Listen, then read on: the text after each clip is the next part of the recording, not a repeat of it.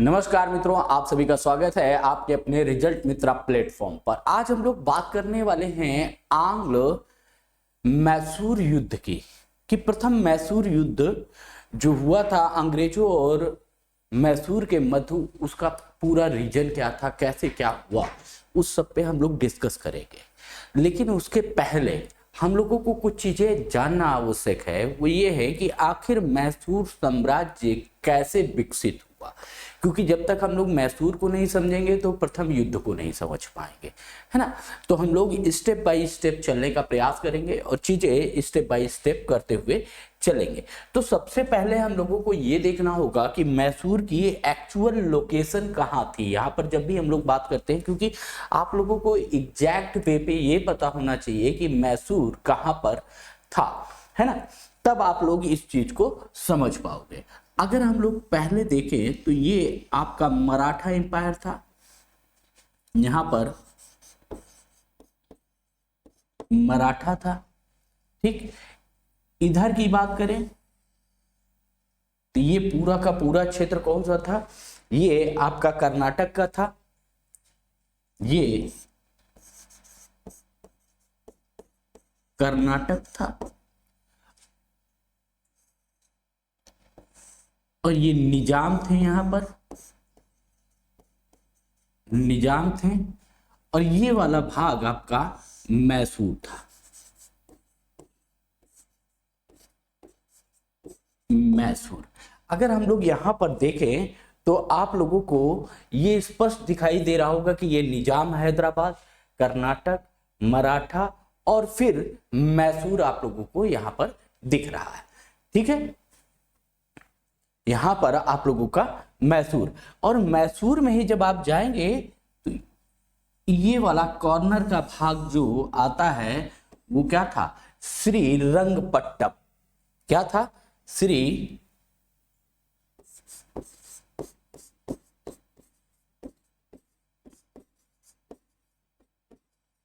पट्टम था, ठीक। इसी के जस्ट नीचे अगर आप जाएंगे तो डिंडीगुल था। यहां पर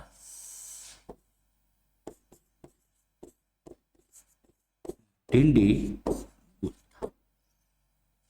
अब समझते हुए चलना है आपको।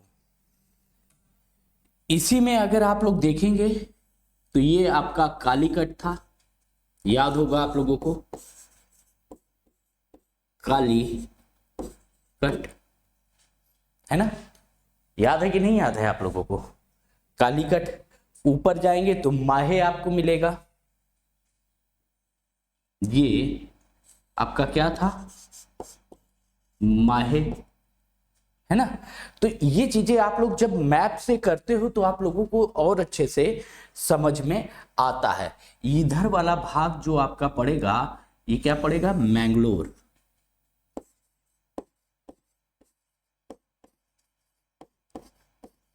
मैंगलोर, ठीक है। इतनी चीजें सभी को क्लियर हो गया इतना, ठीक।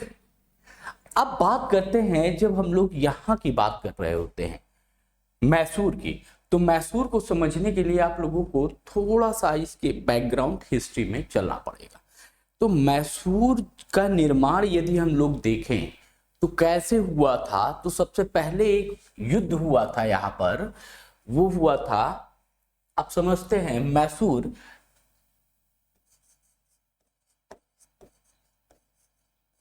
मैसूर साम्राज्य,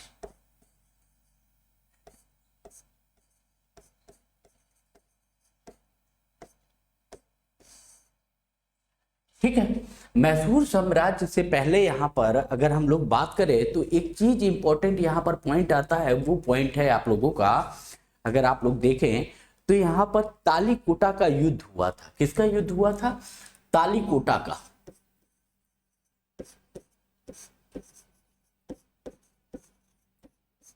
कोटा का युद्ध। अब जब हम लोग तालीकोटा के युद्ध की चर्चा यहां पर करते हैं तो कुछ पॉइंट आप लोगों को इंपॉर्टेंट है, उनको सबमिट करना, ठीक। उसी सबमिट रूप में हम लोगों को चलते हुए देखना। अब तालीकोटा का जो युद्ध हुआ था वो हुआ था 23 जनवरी सन 1565 ईस्वी में। कब हुआ था? 1565 ईस्वी में। अब सबसे इंपॉर्टेंट पार्ट इसमें जो पूरा का पूरा, देखो यहां पर पूरी साजिश का गेम है, ठीक। तो जब तालीकोटा का युद्ध हुआ, तालीकोटा के युद्ध में हार के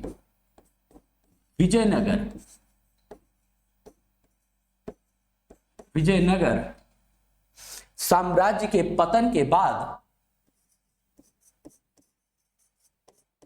साम्राज्य का पतन हो जाता है। पहला तो पॉइंट ये क्या हो जाता है? तालीकोटा के युद्ध के बाद विजयनगर साम्राज्य का पतन हो जाता है, जिसकी जो इंपॉर्टेंट चीज है कि इसके पहले मैसूर साम्राज्य के यहाँ पर विजयनगर साम्राज्य था, तो विजयनगर साम्राज्य का पतन हो जाता है। इसके बाद यहाँ पर कौन आते हैं? वादियार या वोडेयार, कहीं पर देखते हैं आप लोग, वोदेयार, या बोधियार मिलेगा या वोडेयार मिलेगा, ठीक। बोधियार राजवंश का मैसूर में शासन हो जाता है, वंश का मैसूर में शासन हो जा रहा है। अब देखते चलना,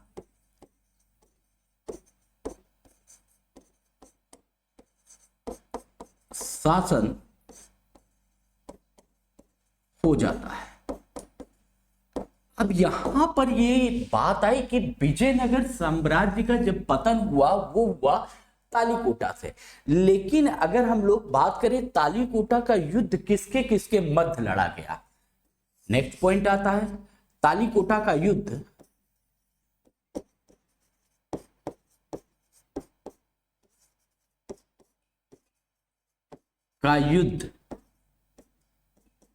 किसके किसके, बहमनी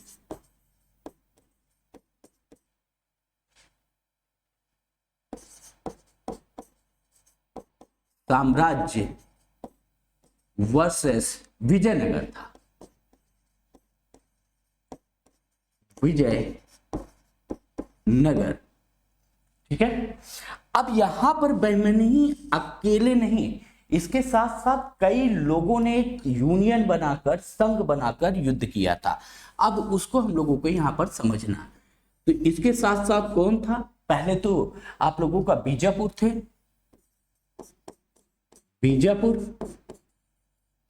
बीजापुर के शासक। नेक्स्ट अगर हम लोग बात करें तो गोलकुंडा के शासक थे, गोलकुंडा।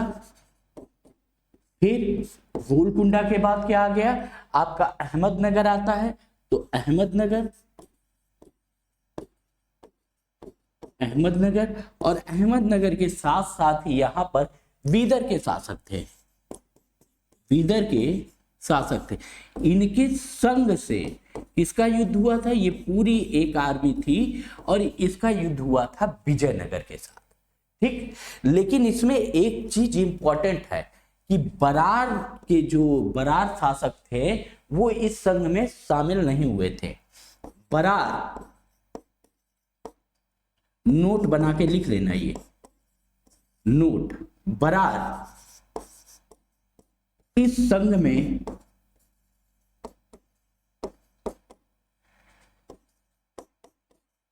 शामिल नहीं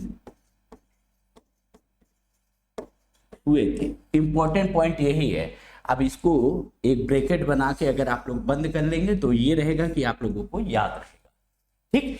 तो इसमें कौन कौन से, जब हम तालीकोटा युद्ध की बात करते हैं तो यहां पर बरार एक ऐसे संघ शासक थे जो इस संघ में शामिल नहीं हुए थे विजयनगर से युद्ध करने में, ठीक। इसका मतलब विजयनगर, गोलकुंडा, अहमदनगर और बीदर, ये सारे मिलकर विजयनगर से युद्ध किए थे, ठीक। इसके बाद वादियार वंश की स्थापना हो जा रही है, ठीक। इसके बाद यदि हम लोग देखें तो यहां पर आप लोगों को दिखाई देगा कि वादियार वंश की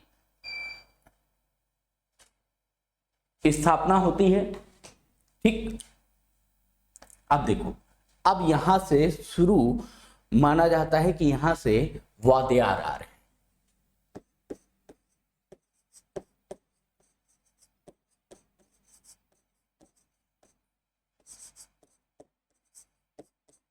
वंश का शासन। ठीक, और ये अपने आप को क्या बोलते थे? ये अपने आप को यदुवंशी बोलते थे। क्या कहते थे? यादवों के वंशज मानते थे। ये कौन थे?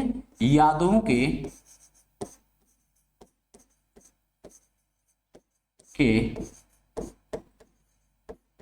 वंशज थे। ठीक, अब यहां पर बात आती है मैसूर की।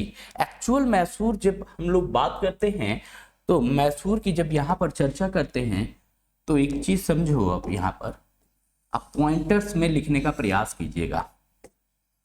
जब भी हम मैसूर की बात कर रहे हैं तो मैसूर में सबसे इंपॉर्टेंट क्या हो जाता है कि 18वीं शताब्दी के मध्य में मैसूर 18वीं शताब्दी के मध्य में मैसूर के चिक्का कृष्ण राय,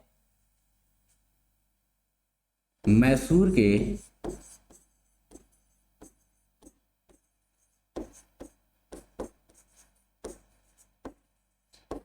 चिक्का कृष्ण राय द्वितीय का शासन था। मैसूर के चिक्का कृष्ण राय द्वितीय का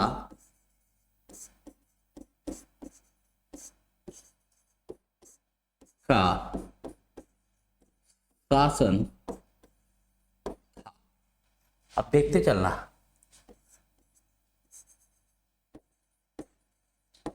इनके शासन काल में ही इनके शासन काल में शासन की वास्तविक शक्ति दो सगे भाइयों में डिस्ट्रीब्यूट थी। वास्तविक शक्ति दो सगे भाइयों में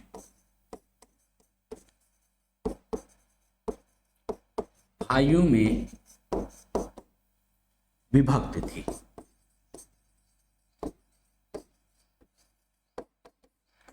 अब ये समझो कि सबसे पहले कौन था? विजयनगर साम्राज्य, जिसको परास्त किसने किया? बहमनी ने। उसके बाद कौन आ गया? वाडियार वंश। वाडियार वंश में कौन शासक था? चिक्का कृष्ण देवराय द्वितीय थे। लेकिन वास्तविक शक्ति किसके पास आ गई? दो भाइयों के पास। किसके पास? कौन कौन से? देवराज और नंदराज के पास। किसके पास आ गई थी? देवराज और नंदराज के पास। अब देवराज क्या थे? देवराज इनके शासनकाल में प्रधानमंत्री थे, मंत्री थे। अब दूसरा क्या थे? नंदराज कौन थे? ये थे राजस्व मंत्री,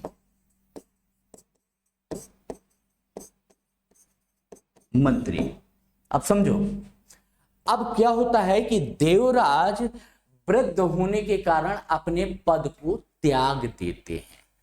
तो देवराज क्या कर रहे हैं यहां पर? आप समझते हुए, पूरा गेम यहीं से चलना प्रारंभ हो रहा है। देवराज वृद्धावस्था के कारण अपने पद का त्याग कर देते हैं। तो किसके? वृद्धावस्था के कारण, अवस्था के कारण अपने पद का त्याग कर देते हैं। क्योंकि भाई बुजुर्ग हो गए हैं, बुजुर्ग होने के पश्चात नॉर्मल सी बात है कि कोई भी बुजुर्ग व्यक्ति यहाँ पर शासन नहीं कर पाएगा।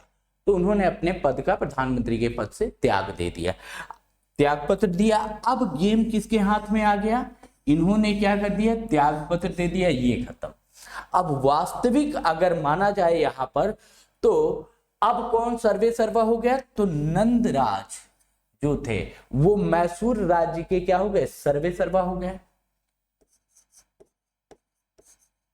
मैसूर राज्य के सर्वे सर्वा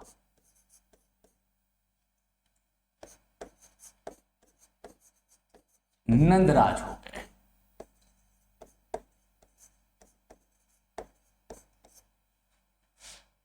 अब देखो शुरुआत कहां से हुई, वाडियार वंश से। वाडियार वंश में कौन थे, चिक्का कृष्ण राय द्वितीय का शासन था। उसमें वास्तविक शक्ति दो भाइयों के बीच डिवाइड थी, देवराज और नंदराज। नंदराज क्या थे, वो राजस्व मंत्री थे, ये प्रधानमंत्री थे, लेकिन वृद्धावस्था के कारण इन्होंने अपना पद त्यागा। पद त्यागते ही ये क्या हो गया, सर्वे सर्वा हो गया। ठीक, अर्थात वास्तविक शक्ति दोनों के हाथ आ चुकी थी, इन दोनों के। अगर पहले देखा जाए तो ये केवल कठपुतली शासक था, तो इसका मतलब है कि जो मैसूर साम्राज्य की वास्तविक शक्ति थी, या मैसूर राज्य जिनके हाथ से चल रहा था, हाथ में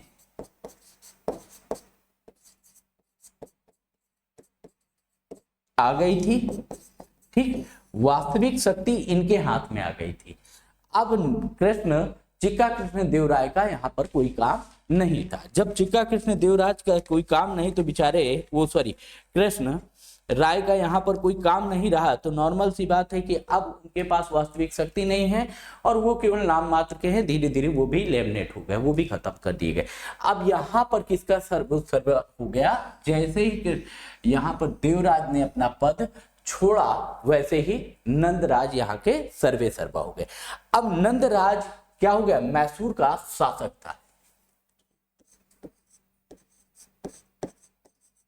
नंदराज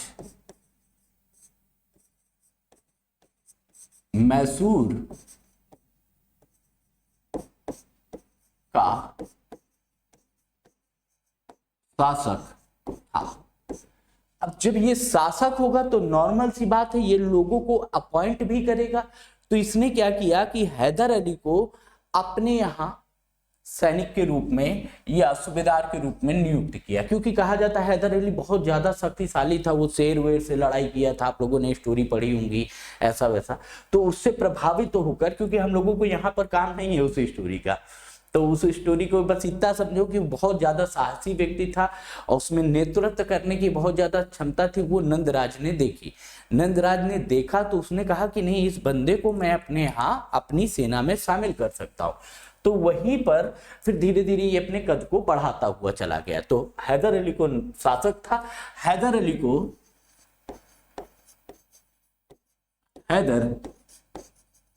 अली। अब यहां पर एंट्री किसकी होती है, हैदर अली। हैदर अली नंद राज के शासन काल में सन 1775 ईस्वी में डिंडीगुल का फौजदार नियुक्त किया गया। हैदर अली को नंदराज के शासन में सन 1755 ईस्वी, याद रखिएगा डेट, सन 1755 ईस्वी में इसे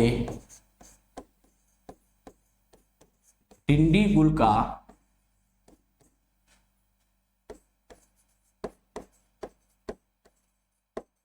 फौजदार नियुक्त किया गया।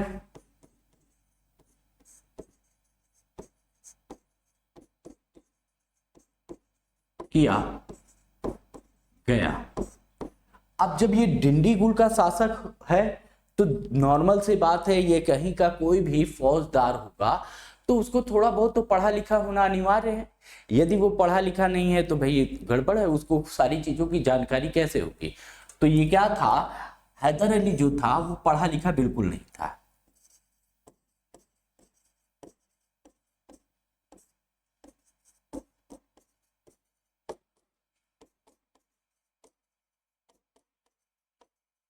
नहीं था। ठीक, अब जब पढ़ा लिखा नहीं है तो भैया इसको सलाह कौन देगा, कौन ऐसी चीजें, जब बात होगी कोई भी चीजों पे विचार विमर्श होगा, कोई भी चीजें होनी होगी तो उसको सलाहकार की नियुक्ति करनी पड़ेगी, नॉर्मल सी बात है। तो हैदर अली ने भी अपना एक सलाहकार नियुक्त किया, खंडेरवाल। हैदर अली ने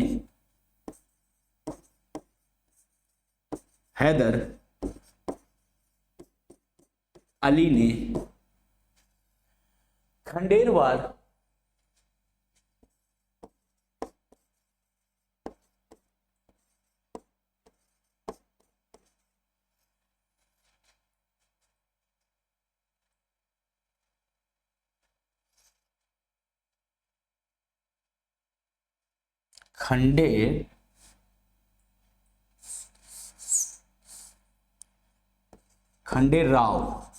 खंडेराव को अपना सलाहकार नियुक्त किया। अब देखो खंडेराव की जब बात की जाती है तो खंडेराव क्या थे, ब्राह्मण समुदाय थे।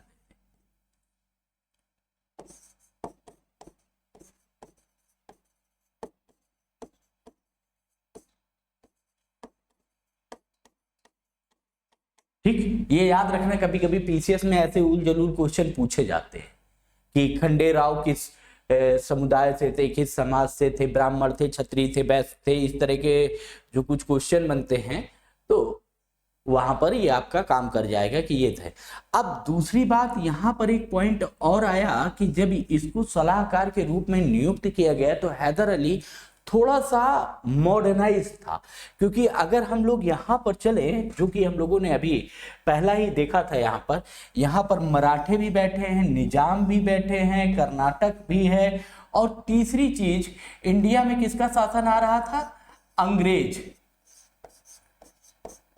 अंग्रेज क्या हो रहे थे, शक्तिशाली हो रहे थे।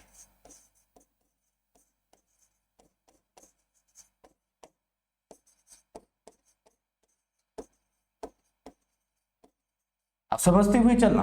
तो अंग्रेज जब शक्तिशाली हो रहे हैं तो इसको, अब भारत में यदि अंग्रेज हैं तो वहां पर दो लोगों की लड़ाई थी, एक तो अंग्रेज थे जो अपने बाहुबली समझते थे, और दूसरा फ्रांसीसी थे, बस अंतर क्या था कि ये प्राइवेट कंपनी थी, ये क्या थी, ये एक प्राइवेट कंपनी थी,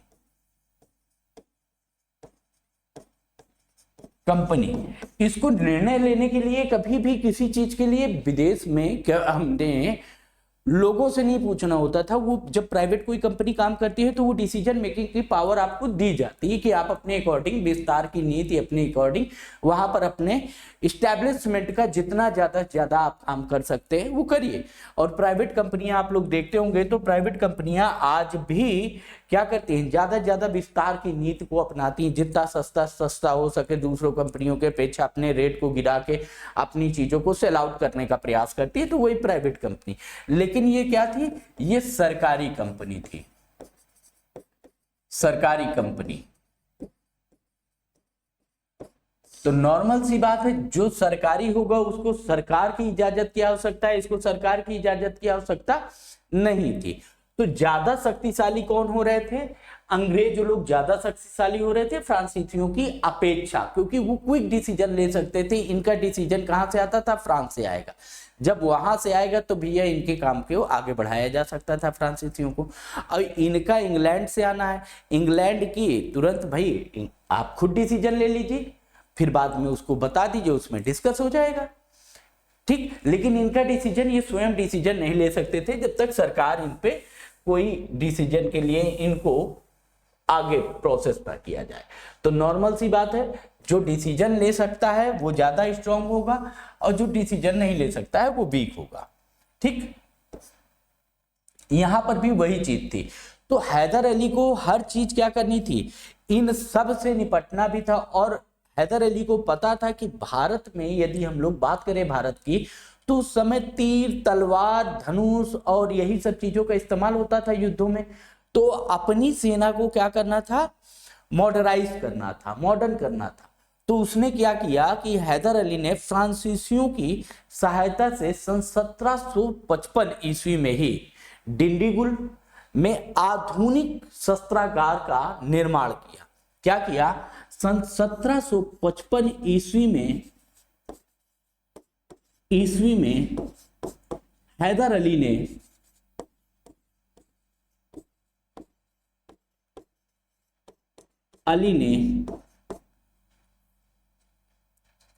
फ्रांसीसियों के सहयोग से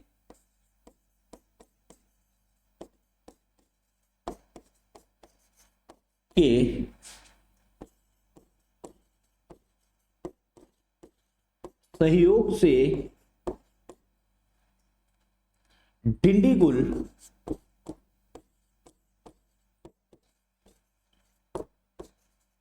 में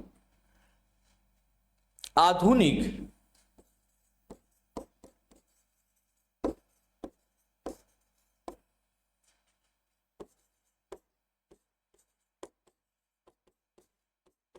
शस्त्रागार का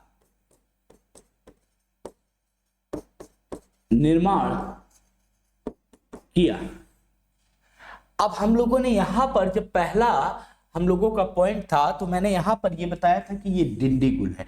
यहां पर क्या हुआ था, आधुनिक शस्त्रागार का निर्माण हुआ था। आधुनिक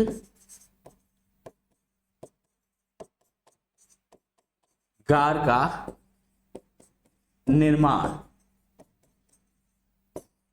सन 1755 ईस्वी में हैदर अली ने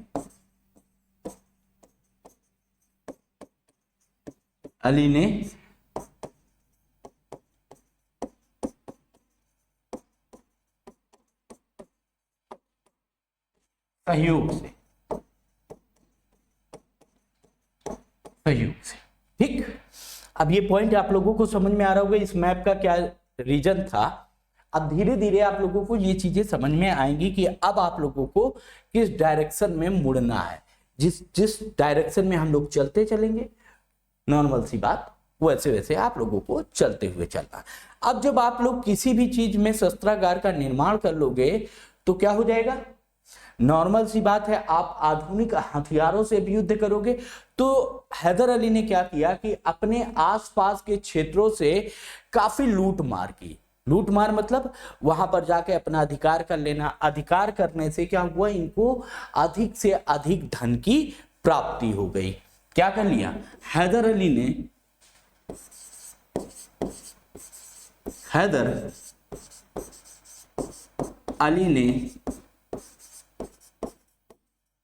अपने आसपास के क्षेत्रों से लूटकर अपने पास अत्यधिक मात्रा में धन एकत्रित कर लिया। अपने पास अत्यधिक मात्रा में धन एकत्रित कर लिया। कॉमन सी बात है भाई, अब आपके पास धन भी आ गया। अब धन एकत्रित होने से क्या हो गया, विजयनगर साम्राज्य मैसूर साम्राज्य की प्रतिष्ठा और शक्ति में वृद्धि होगी। क्या हो गई, जब इसके पास इतना धन होगा, और ये एम्प्लॉय किसका है, नंदराज के शासन काल में ये एम्प्लॉय है, और ये क्या था, फौजदार था। डिंडीगुल का ये फौजदार था। ठीक। डिंडीगुल का फौजदार, उसने अत्यधिक मात्रा में धन एकत्रित किया। धन एकत्रित करने का मतलब है कि कॉमन सी बात है, ये सारा का सारा धन कहां एकत्रित होगा? मैसूर साम्राज्य के लिए।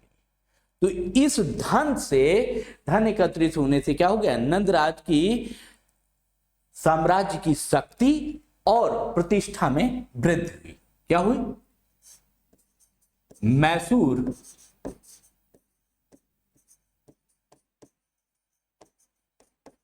राज्य की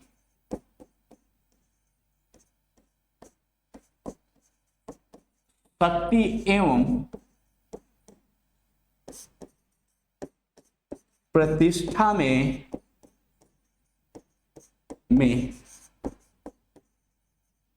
वृद्धि हुई। अब गेम यहीं से चेंज होने का प्रोसेस शुरू हो गया। अगर कोई व्यक्ति आपके पास इतना धन लाएगा तो वो आपसे ज्यादा पावर। तो इसमें हुआ क्या कि जब इस तरह की स्थिति बनी तो नंदराज ने अपनी राजधानी क्या की? मैसूर से हटाकर कहां कर दी? श्रीरंगपट्टम में स्थानांतरित कर दी। नंदराज ने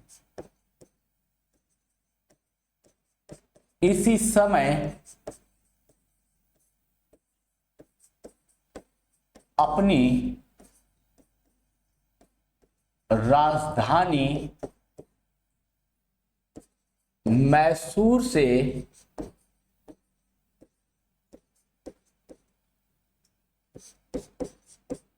श्रीरंगपट्टम में स्थानांतरित कर दी।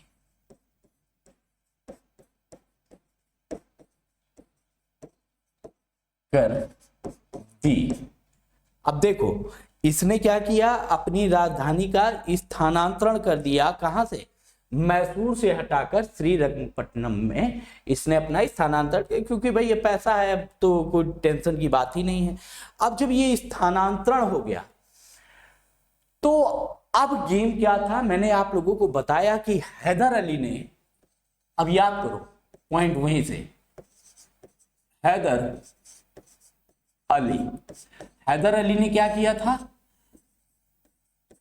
आसपास से अत्यधिक धन की लूट की थी। अत्यधिक धन की लूट। अब धन की लूट तो इसने की थी ना, और प्रतिष्ठा किसकी बढ़ी है? मैसूर की प्रतिष्ठा में वृद्धि हुई।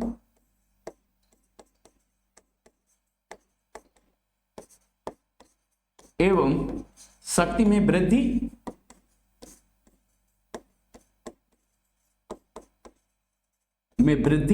यही पॉइंट था अभी तक।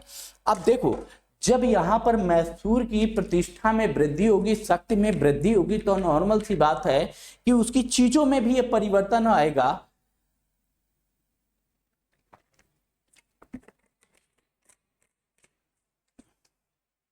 अब यहां पर आप समझो कि जब मैसूर की प्रतिष्ठा में वृद्धि होगी तो एक चीज यहां पर, दूसरा पॉइंट अगर हम लोग निकालें तो मैसूर की प्रतिष्ठा में वृद्धि इन द सेंस अब हैदर अली की भी प्रतिष्ठा में वृद्धि होगी। इसका मतलब है, इसका मतलब तो ये भी होगा ना कि लूटा तो इसी ने था ना, पैसा तो यही लेके आया। तो हैदर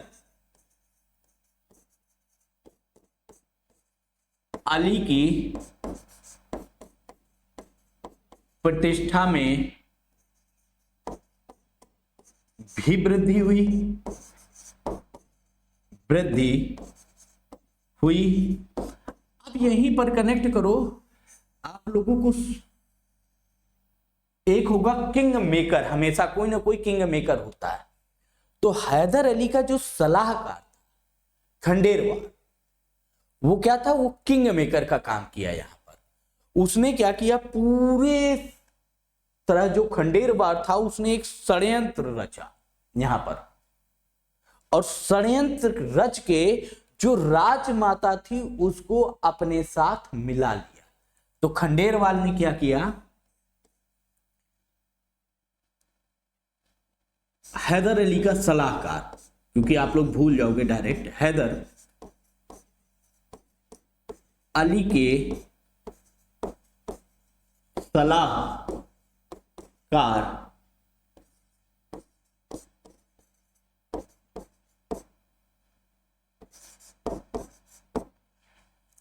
ठीक।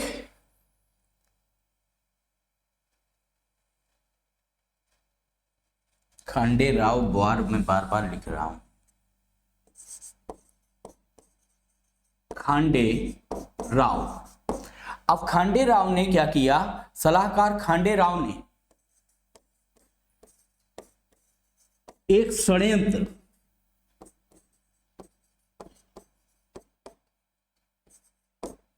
रचकर राजमाता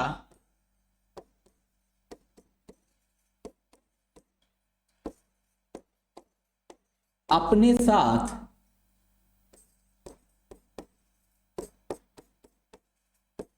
मिला लिया।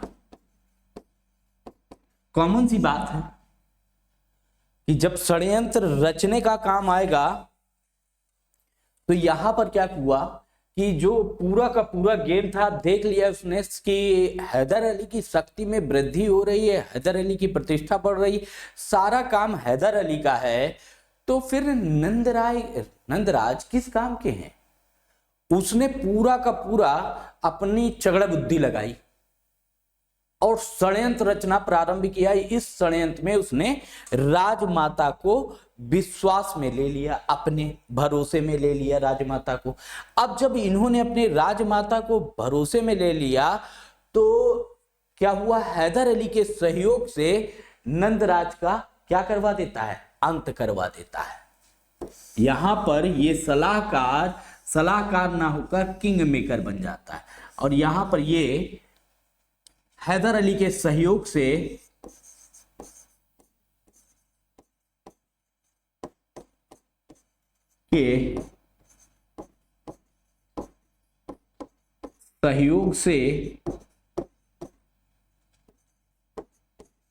नंदराज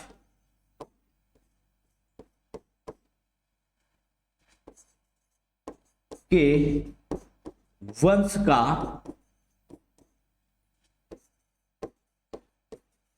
अंत करा देता है।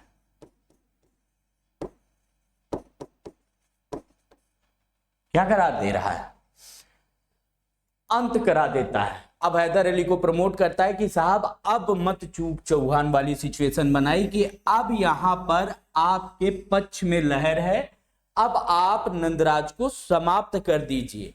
और क्या होगा, जैसे ही नंदराज वंश का समाप्त होगा तो यहां पर क्या हो जाएगा, जैसे अंत कर देता है यहां पर, और अंत करेगा तो अब शासक कौन बनेगा, तो हैदर अली स्वयं को मैसूर का शासक घोषित कर देता है। क्या करता है इसके बाद, यहां पर जब बात आती है तो हैदर अली सन 1760 ईस्वी में, सन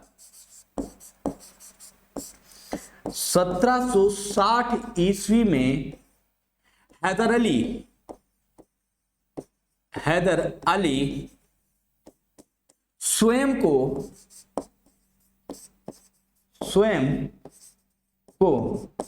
मैसूर का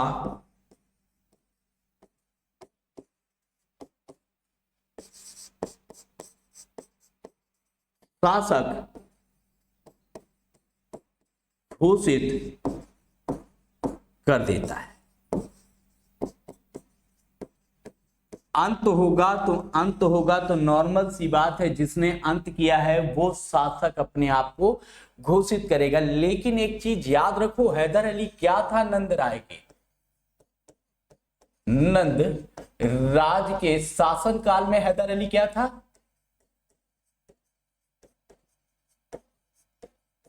एक फौजदार था बस, फौजदार। कहां का, डिंडीगुल का।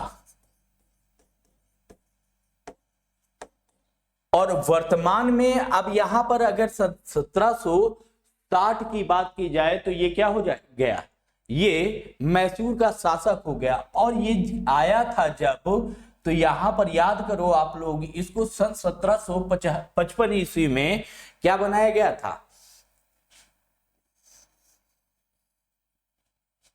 ठीक, सन 1755 ईस्वी में इसे डिंडीगुल का फौजदार नियुक्त किया गया था।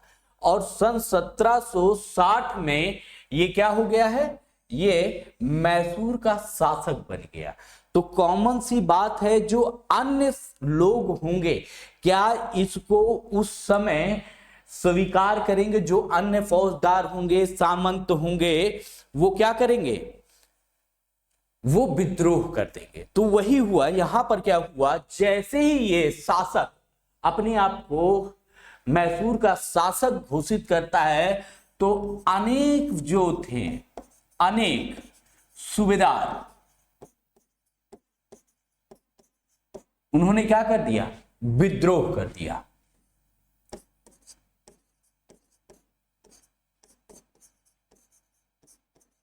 विद्रोह कर दिया। करेजियस तो था ही ये, और इसके पास शक्ति भी थी। सामंतों ने विद्रोह कर दिया, सूबेदार एवं सामंत।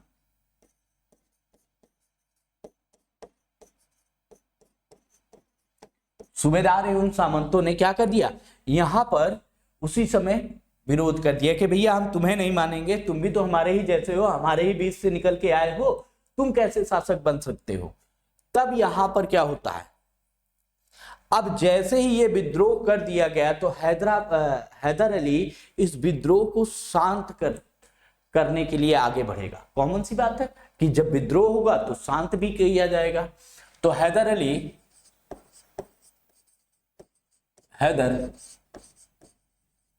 अली विद्रोह को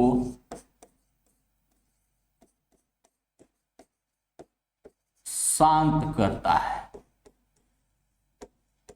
अब देखो कहां कहां पर विद्रोह हुआ था, तो इस पे समझो एक एक पॉइंट पर, क्योंकि यहीं से पूछा जा सकता है। बिदनूर, यहां पर विद्रोह हुआ था जहां पर इसने शांत किया। सूदी, कई बार सूदी को सुंदा भी कहा जाता है, सुंदा, ठीक है।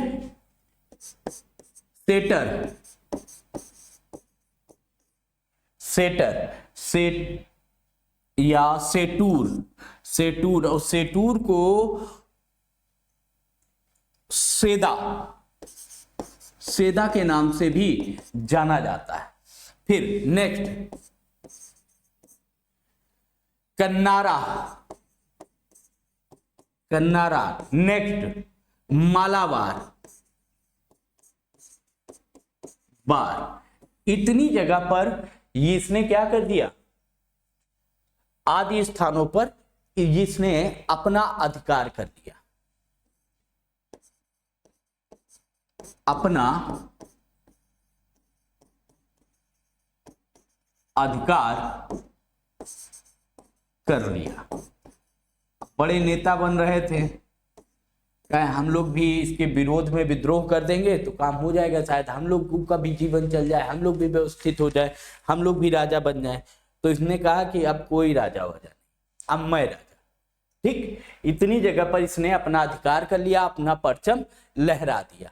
सन 1761 से लेकर सन 1763 में इसने क्या किया, किस किस जगह पर इसने अपना विस्तार करने का, जो सरदार अपने आधिपत्य का, सरदारों ने अपना आधिपत्य स्वीकार करने के लिए इसने बाध्य कर दिया था। कितनी जगह पर, सन 1761 से लेकर सन 1763 ईस्वी के बीच में, वहां पर तो उसने अधिकार किया, अपने विस्तार किया, अपनी चीजों को अधिकार में लिया। यहां पर जिन्होंने विद्रोह, और भी जो सरदार थे विद्रोह किए हुए थे, उन पर अपना आधिपत्य स्थापित कर दिया। कहां कहां पर किया था उसने,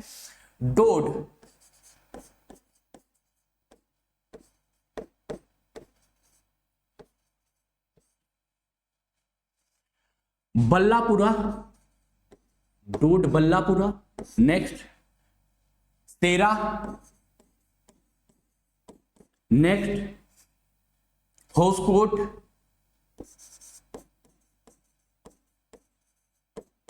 होस्कोट,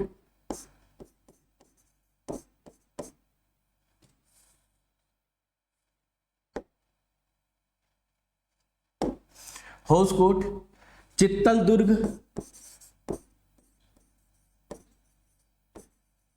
चित्तल दुर्ग। नेक्स्ट रायदुर्ग, रायदुर्ग। यहां पर ये क्या करते हैं, ये के सरदारों को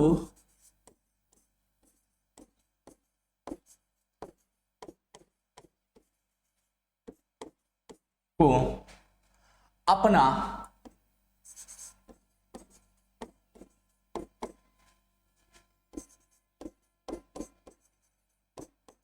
आधिपत्य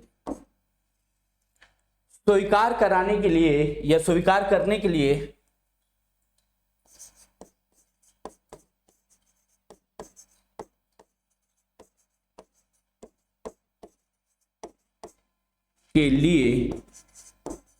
बाध्य कर देता है।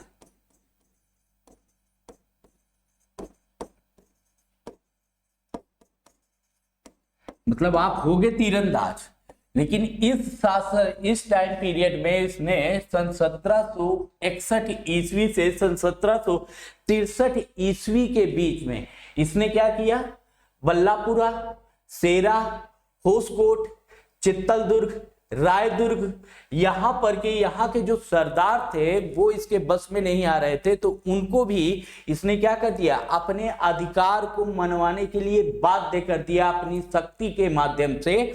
इसने इनको भी, क्यों, क्योंकि इसके पास आधुनिक शस्त्रागार पहले से रेडी था डिंडीकुल में।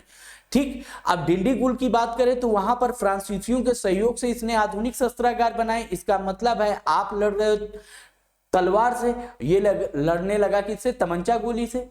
अब जब तमंचे गोली से जो लड़ेगा तो नॉर्मल सी बात है आप और इसके बीच यदि आप तलवार वलवार से लड़ रहे हो और ये कोई पिस्टल लेके लड़ रहा है तो नॉर्मल सी बात है जिसके पास पिस्टल है वो ज्यादा पावरफुल रहेगा। आप जब आओगे तब मारोगे, वो दूर से खड़ा होगा सटाक, दूर से खड़ा हुआ धड़ाम, है ना। तो ज्यादा डिफरेंसेस अगर देखा जाए तो मजबूत शक्ति के रूप में देखो, कोई भी चीज रटने वाली नहीं होती। जब आप कोई चीज पढ़ते हो तो उसको इमेजिन किया करो, क्योंकि एक व्यक्ति तलवार से लड़ रहा है, एक व्यक्ति गोली बंदूक से लड़ रहा है, तो नॉर्मल सी बात है गोली बंदूक की मारक क्षमता ज्यादा दूर है और तलवार वाला जब आपके पास आएगा तभी तो मार पाओगे। तो यहां पर ये इनको सरदार जो बगावत किए हुए थे उनको भी अपने आधिपत्य में लाने के लिए बाध्य कर देता है और दक्षिण भारत के पॉलीगरों को अपने अधिकार कर लेता है। क्या कर लेता है, अपने अधीन कर लेता है। पॉइंट नोट कर लो, दक्षिण, इसी में लिख लो चाहे, दक्षिण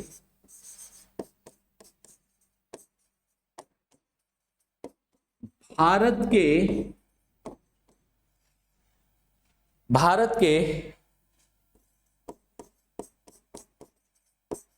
पॉलीगरों को अपने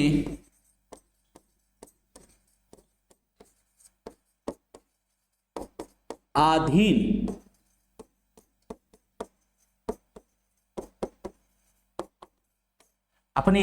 कर लिया था। ठीक, इतना पॉइंट क्लियर, आगे चलें।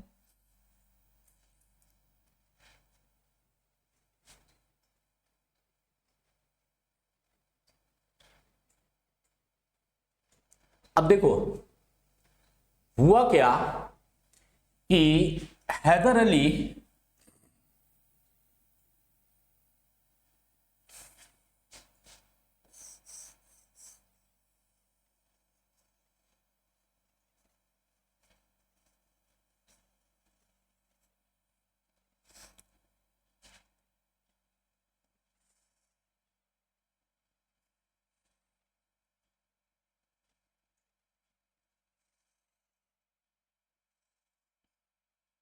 ये कर्नाटक था,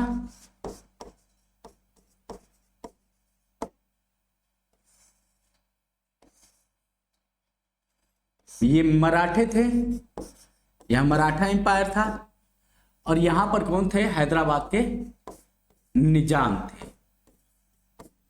और ये था मैसूर।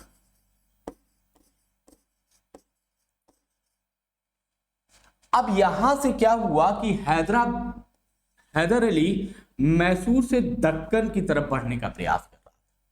किधर जाने का प्रयास कर रहा था? हैदर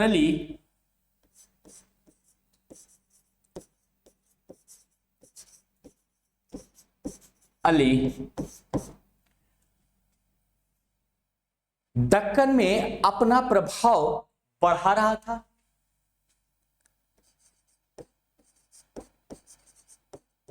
दक्कन में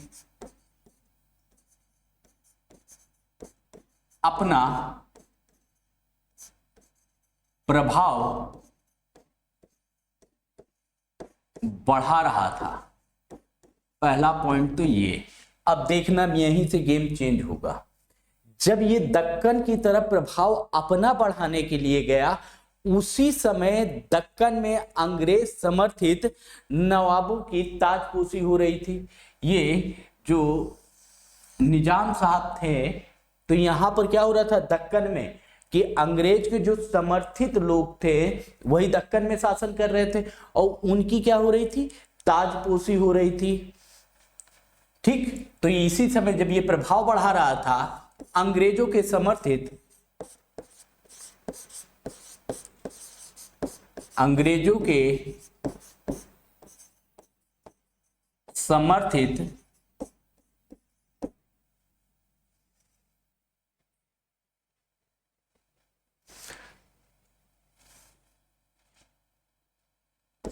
नवाब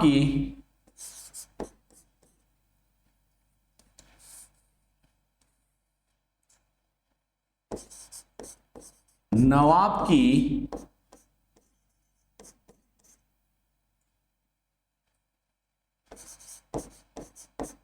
उसी समय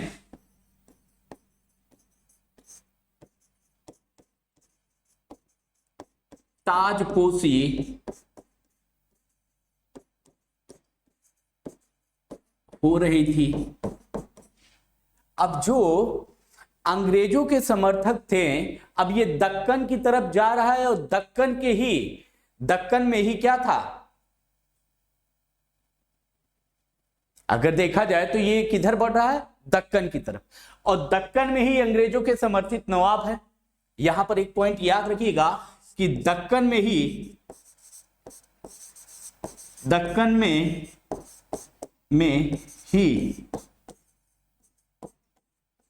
अंग्रेज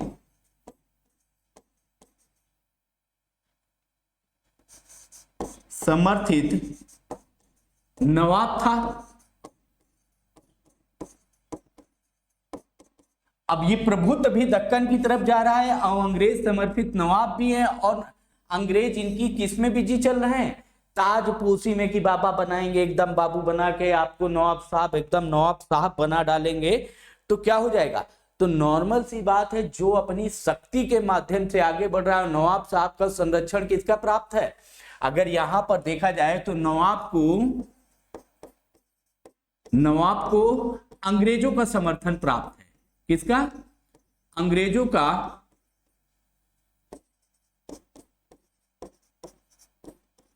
समर्थन प्राप्त था।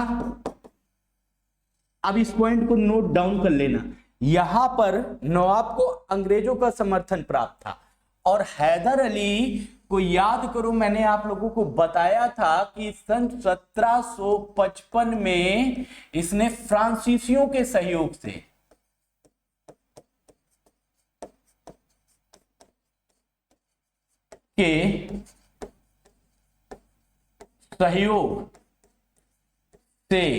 क्या बनवाया था?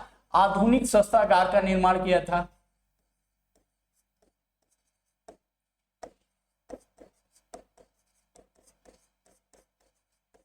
कार का निर्माण करवाया। अब आधुनिक शस्त्रागार किसके सहयोग से बना था? फ्रांसीसियों के सहयोग से। इसका मतलब है कि हैदर अली को किसका समर्थन प्राप्त था? फ्रांसीसियों को। तो हैदर अली को किसका समर्थन प्राप्त हो गया यहां पर? अगर इस मूवमेंट के अकॉर्डिंग देखा जाए तो हैदर अली को फ्रांसीसियों का समर्थन प्राप्त था। और ये जिस समय की काल की बात कर रहे हैं, सन 1755 की, उस समय दोनों ही शक्तियां भारत में अपना प्रभुत्व स्थापित करना चाहती थी। अंग्रेज भी अपना प्रभुत्व स्थापित करना चाहते थे, और फ्रांसीसी पहले से खुन्नस खाए बैठे थे। इन लोगों ने बहुत अत्याचार किया था, उनकी कंपनी अपनी हड़प ली थी, उनके विचारों की जो उन्होंने अपनी कोठियां बनाई थी उनको इन्होंने जमा कर लिया था, उन्हीं की जगह पे ये कैप्चर कर रहे थे। ठीक, तो क्या हो रहा था यहां पर अगर देखा जाए तो नवाब वर्सेस अंग्रेज, नवाब अंग्रेज एक तरफ, हैदर अली और फ्रांसीसी एक तरफ, कुछ ऐसा दिखाई दे रहा होगा आप लोगों को। तो इन दोनों के बीच में क्या हो जाता है? टकराव होना नॉर्मल सी स्थिति। ये स्थिति जो बन रही थी दक्कन में, अगर हम बात करें, एक तरफ नवाब अंग्रेज थे, नवाब और अंग्रेज थे, अंग्रेज। दूसरी तरफ से कौन आ रहा है इधर? ये दक्कन है, दक्कन। दूसरी तरफ से आ रहे हैं हैदर अली प्लस फ्रांसीसी। तो यहां पर हैदर अली और फ्रांसीसी की सीमा चल रही थी कि इनका गठजोड़ था, और यहां पर नवाब प्लस अंग्रेजों का गठजोड़ था। लेकिन वास्तविकता में यहां पर फ्रांसीसी प्रेजेंट होके नहीं लड़े, ठीक, लेकिन अंग्रेज प्रेजेंट होके आ रहे थे। तो यहां पर लड़ाई किसकी हो रही थी? फ्रंट टू फ्रंट अब होने वाली है। तो यहां पर स्वाभाविक एक स्थिति बन रही है कि यहां पर क्या हो जाएगा? विरोध की स्थिति बनेगी। यहां पर क्या बन जाएगी? इस सिचुएशन के अकॉर्डिंग यहां पर दोनों के मध्य विरोध की स्थिति बनेगी, दोनों के मध्य विरोध की स्थिति बनेगी। ये कॉमन सिनेरियो है कि एक शक्ति के प्रभुत्व के साथ आ रहा है, और एक दूसरा पपेट जो है, पपेट के पीछे कौन है? उसके जो सहयोगी दल हैं उस पपेट के पीछे खड़े हुए हैं। तो पपेट को पुश कौन करेगा? वो जो मेन मजबूत पावर है वो पपेट के लिए लड़ेगी, और पपेट वहां पर खड़ा रहेगा। और यहां पर जो शक्ति है हैदर अली की, ये डायरेक्ट फ्रंट में आएंगी। तो ये सिचुएशन बन रही थी यहां पर। तो क्या हुआ कि इस सिचुएशन के कारण ही मैसूर में 4 युद्ध लड़े गए। इस स्थिति के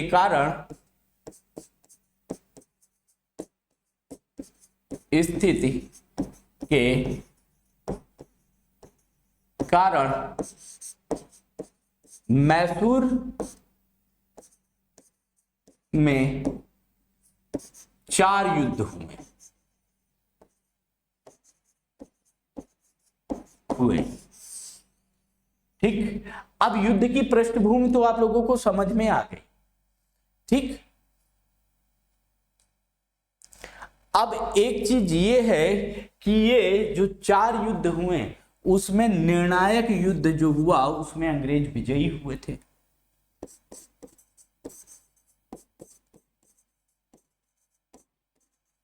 युद्ध में कौन विजयी हुआ था?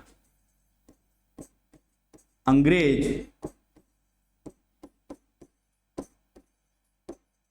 विजयी हुए थे।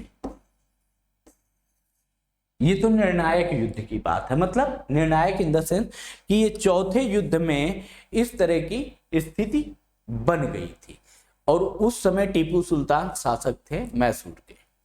अब स्टेप बाय स्टेप हम लोग पहला जो आंग्ल मैसूर युद्ध हुआ था उसकी चर्चा करने जा रहे हैं।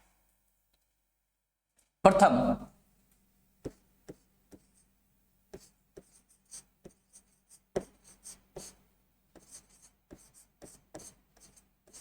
आंग्ल मैसूर युद्ध बिगुल बजना शुरू हो गया। कब हुआ था? सन 1767 ईस्वी से लेकर सन 1759 ईस्वी तक प्रथम युद्ध जो चला 2 वर्षों तक चला।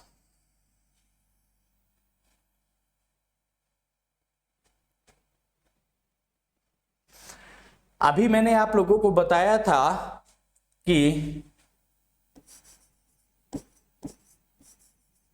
हैदर अली प्लस फ्रांसीसी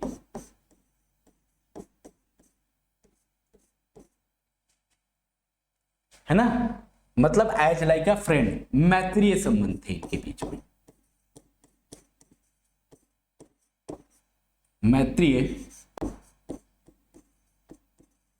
संबंध थे। ठीक, अब यही मैत्रीय संबंध जो था इस आंग्ल मैसूर युद्ध का कारण बना। यही संबंध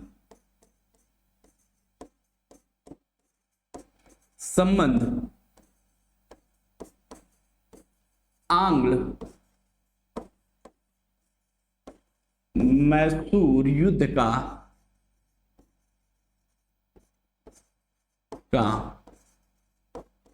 कारण बना।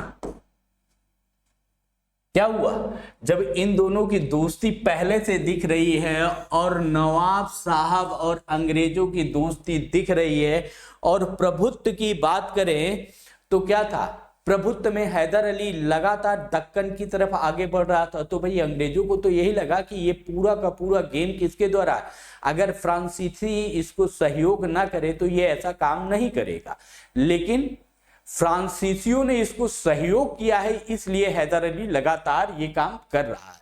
तो यहां पर क्या हुआ, इन मैत्रीय संबंधों को देखते हुए ये जो मैसूर युद्ध हुआ उसकी परिपाटी तैयार हो गई। अब यहां पर क्या था, अंग्रेज जो थे वो हैदर अली से इसी कारण से रुष्ट हो गए कि भाई क्रोधित है।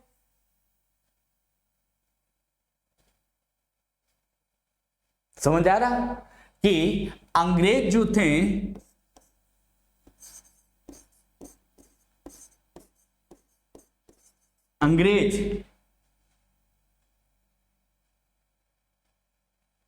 वो क्या थे, वो किसके सहयोगी दल के नेता थे, वो नवाब के सहयोगी थे। ठीक, अगर हम देखा जाए तो नवाब के सहयोगी, और यहां पर ये युद्ध, और हैदर अली अंग्रेजों का दुश्मन बन गया था। तो अंग्रेज किससे थे,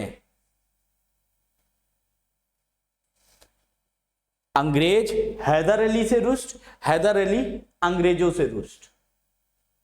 दोनों का यहां पर टकराव चल रहा था, किसके कारण, केवल नवाब साहब के कारण। और नवाब साहब को क्या था, जो निजाम थे उनके साथ अंग्रेजों की संधि थी कि वो बालाघाट जीतने के बाद क्या करेंगे, उनके बीच में जो संधि बनी थी उस संधि में उन लोगों ने क्या कहा, अब अंग्रेजों का गेम तो पूरा यहां पर चल ही रहा है। अब देखो बालाघाट की चर्चा इन लोगों ने निजामों के साथ कर ली थी। क्या किया था, यहां पर हैदर अली अंग्रेजों से रुष्ट था। पहला पॉइंट नोट करिएगा, हैदर अली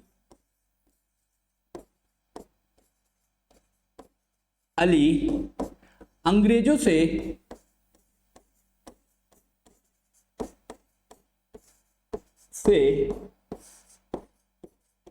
रुष्ट था। अब किस बात पे रुष्ट होगा कोई भी व्यक्ति होगा, क्योंकि अंग्रेजों ने निजाम से इस बात की संधि की थी, क्योंकि अंग्रेजों ने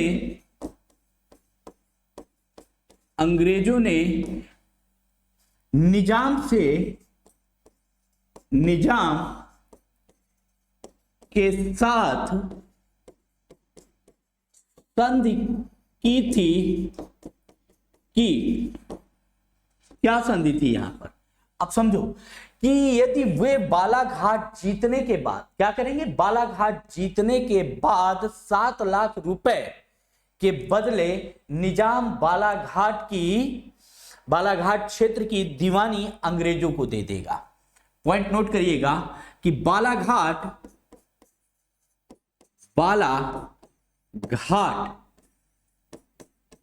जीतने के पश्चात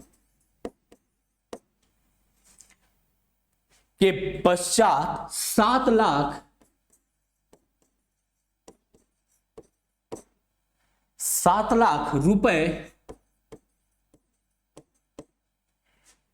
के बदले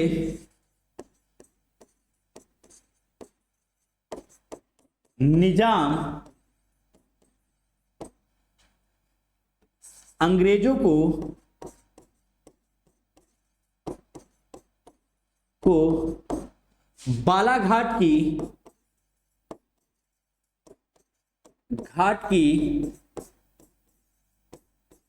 दीवानी दे देगा। कॉमन सी बात है, ठीक। 7 लाख रुपए के बदले वो क्या होगा, बालाघाट जो यहां पर विजय युद्ध लड़ने की बात हो रही कि यहां पर अगर हम जीत जाएंगे तो बालाघाट की जो दीवानी होगी, हम आपको अंग्रेजों ने कहा कि हम साहब निजाम साहब आपको 7 लाख रुपए देंगे, लेकिन उसकी और वहां की दीवानी हमारे हाथ में आ जाए। दीवानी इन द सेंस होता क्या है कि वहां रेवेन्यू कलेक्शन, वहां का सारा बालाघाट का रेवेन्यू कलेक्शन किसके हाथ में चला जाए, अंग्रेजों के हाथ में। अब रेवेन्यू कलेक्शन में कोई इंडस्ट्री तो थी नहीं, एग्रीकल्चर की बात थी वहां पर, तो नॉर्मल सी बात है, अच्छी फर्टिलाइज लैंड है, तो वहां पर रेवेन्यू कलेक्शन के लिए बात ये हो गई कि आप ये हमें दे देंगे तो हमारे कंट्रोल में हो जाएगा, यहाँ के जो भी भूमि का कर होगा वो हमें मिलेगा, तो हम लोगों का और डेवलपमेंट होगा। इस बात को लेकर अंग्रेजों और हैदर अली के बीच में तनातनी शुरू हो गई। अब देखो जब ये गेम हुआ तो अब समझो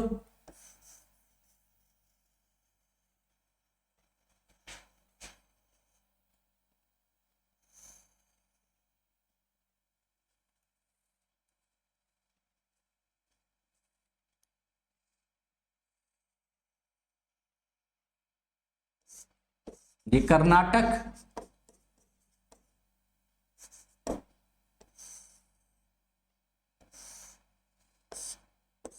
मराठा,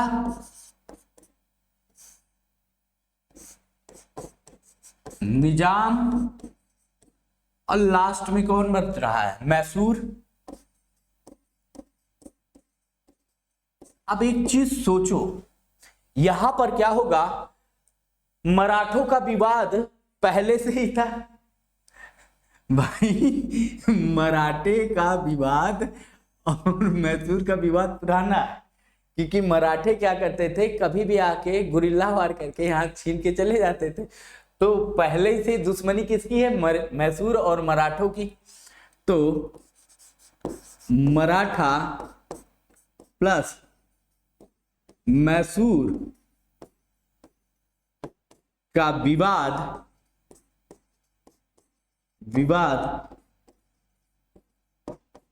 पुराना था,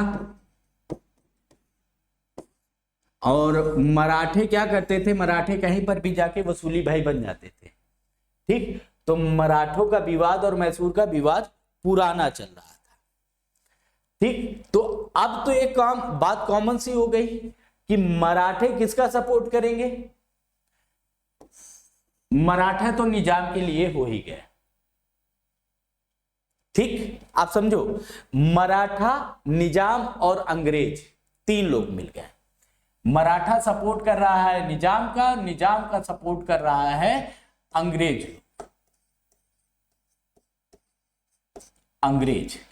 तो ये क्या हो गई, संयुक्त सेना हो गई, तीनों की मिलकर क्या हो गई, संयुक्त सेना हो गई।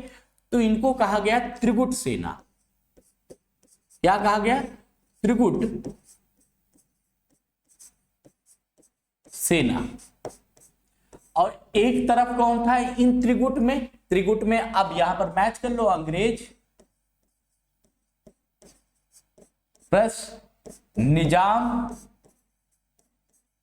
प्लस मराठा। लेकिन एक बात तो यहां पर भी और गौर करने वाली बात है कि मैसूर का शासक कौन है? हैदर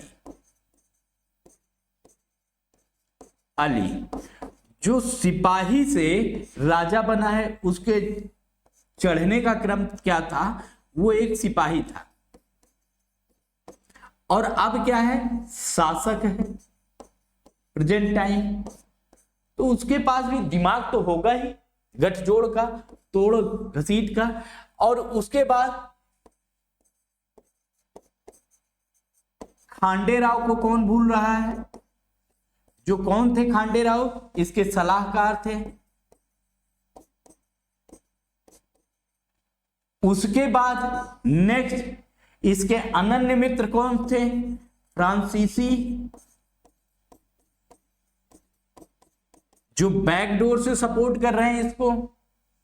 अब देखो यहां पर ये तीन तो प्रत्यक्ष सामने आ गए, लेकिन इन त्रिगुट के सामने कौन था?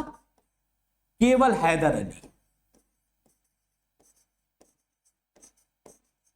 अली। युद्ध किसके बीच में हो रहा था? त्रिगुट और हैदर अली के बीच में। ठीक,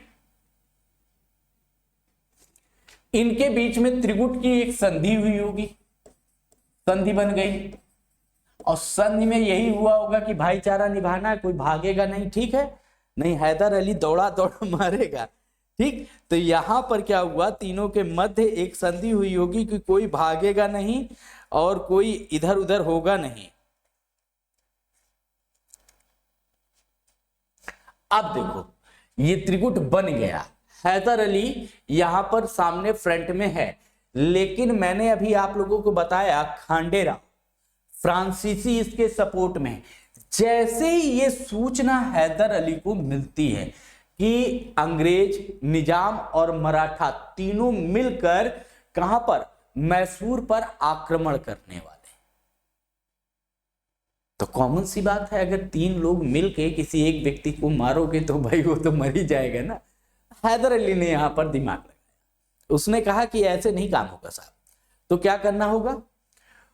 उसने कहा कि मराठे जो है वो बड़े लेचड़ लोग हैं, उनको पैसा चाहिए। वो बार बार जो गुरिल्ला वार करते हैं तो वो इसीलिए करते हैं कि लूट मार कर सके। ठीक, जो मराठों का उस समय का स्टैंडर्ड बना हुआ था वो क्या था? लूट मार, गुरिल्ला वार करते थे। वो जाते थे गुरिल्ला वार करते थे, मतलब जाते अचानक से सब कुछ जो पाते लूट लाट के भाग जाते। तो इनसे हैदर अली पहले से परेशान चल रहा था और इन दोनों की दुश्मनी का जो तार था वो यही था कि जब रेवेन्यू जनरेट करोगे, रेवेन्यू कलेक्शन होगा, उसी समय आएंगे, जो पाएंगे लूट लाट के चले जाएंगे, हम भाग जाएंगे। ठीक, तो ये मराठों के बीच में तनातनी। तो हैदर अली को इनकी वीक पॉइंट पता थी। हैदर अली ने भी पूरा गेम, जब उसको इस योजना पता चली कि भाई ऐसा ऐसा योजना बनाई गई, तो हैदर अली ने भी योजना बना ली।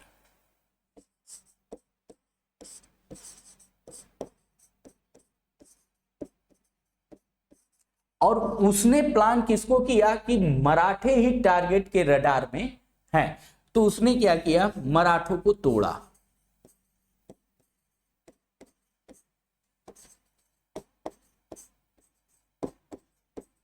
तोड़ लिया।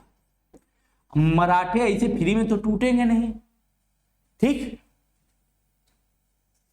तो मराठों को कहा कि तुम लोग परेशान न हो, मैं 35 लाख रुपए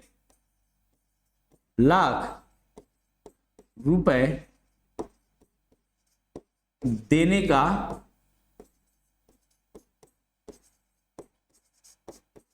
आश्वासन दे दिया।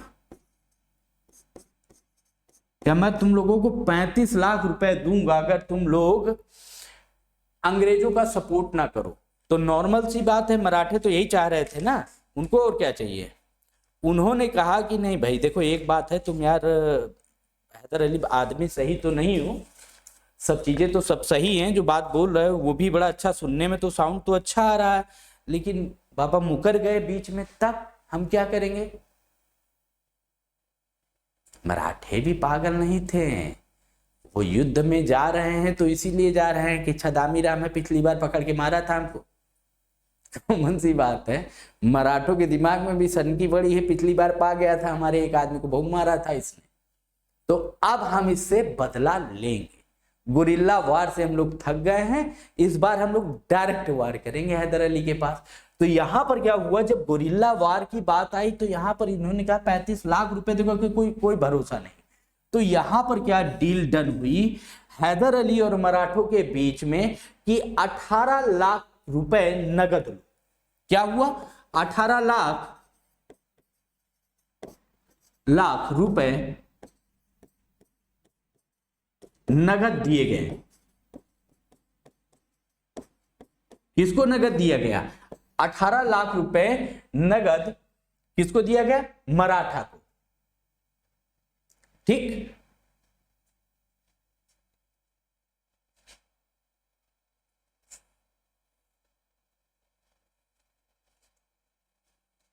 ठीक है, इतनी चीज हो गई कि 18 लाख रुपए यहां पर मराठों को कैश दे दिया गया कि अब भाई संतुष्ट हो, अब तो ये नहीं कहोगे कि ना कि हम लोग भाग जाते हैं, हम लोग नहीं देते हैं तुम्हें, तबड़िया लेंगे। फिर उन्होंने कहा मराठों ने कि अच्छा ठीक है 18 लाख रुपए कैश दे दिए हो, तो बाकी का पैसा कैसे मिलेगा? तो शेष राशि के बदले, शेष राशि के बदले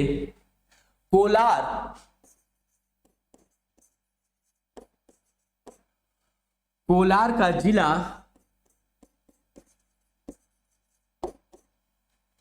मराठों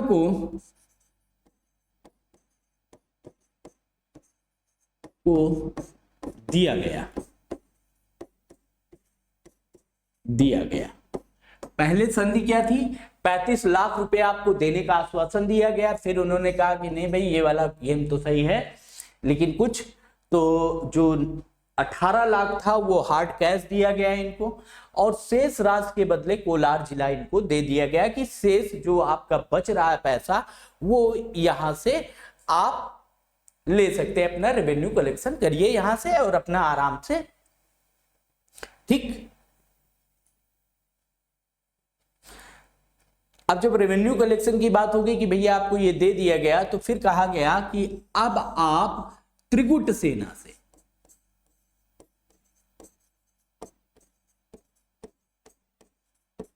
से क्या कर ले?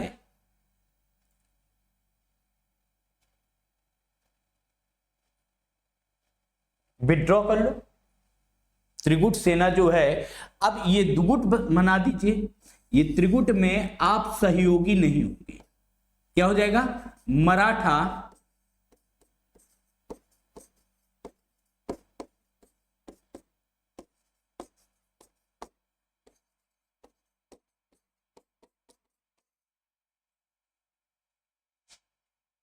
ठीक, अब जब सहयोगी नहीं होगे तो इसका मतलब क्या होगा?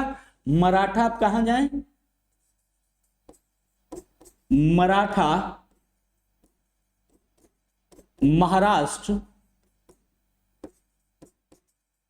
वापस चले जाएं। अब आपकी हमारी डील हो गई है, तो अब आप क्या हो जाइए? त्रिगुट सेना से अलग हो जाइए, आप इनको सहयोग मत करिए, अब आप अपना महाराष्ट्र निकल जाइए यहां से, अब आपका कोई मतलब नहीं। ठीक, अब इतना गेम तो हो गया त्रिगुट सेना में। अब कौन कौन बचा त्रिगुट में? अब बचे हैं निजाम साहब, निजाम प्लस अंग्रेज। क्यों?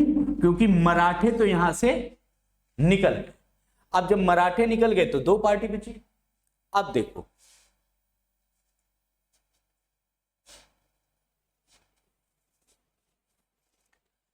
अब क्या हुआ? निजाम प्लस अंग्रेज। अंग्रेज में जोसेफ स्मिथ थे, जोसेफ स्मिथ ने मिलकर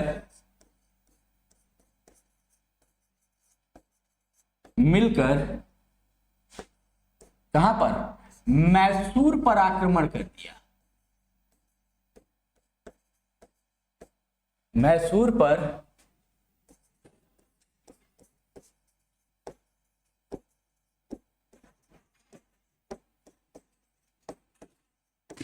आक्रमण कर दिया।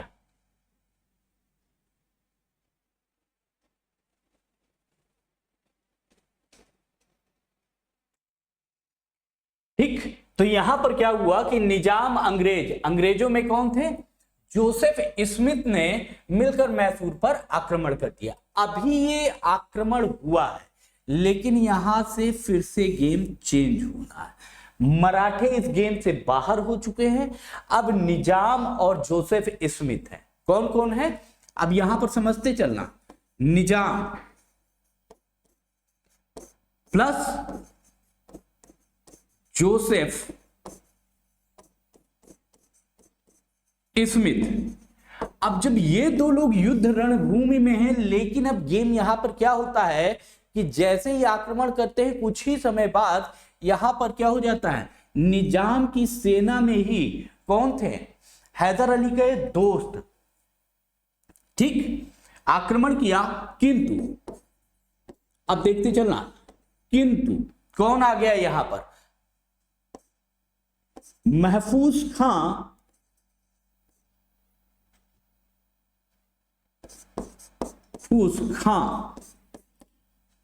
जो कि कौन था, जो कि मोहम्मद अली का भाई था। महफूज खां जो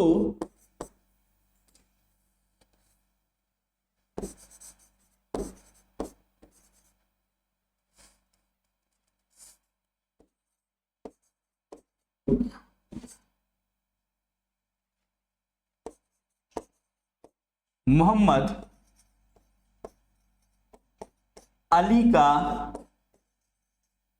भाई और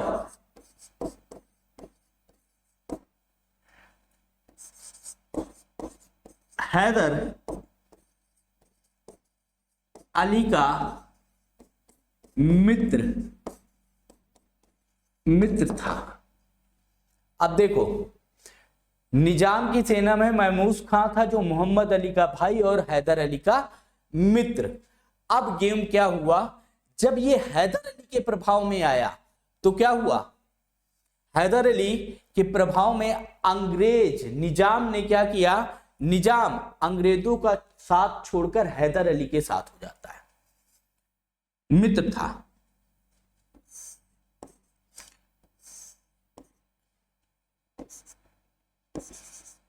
इनके प्रभाव में आकर निजाम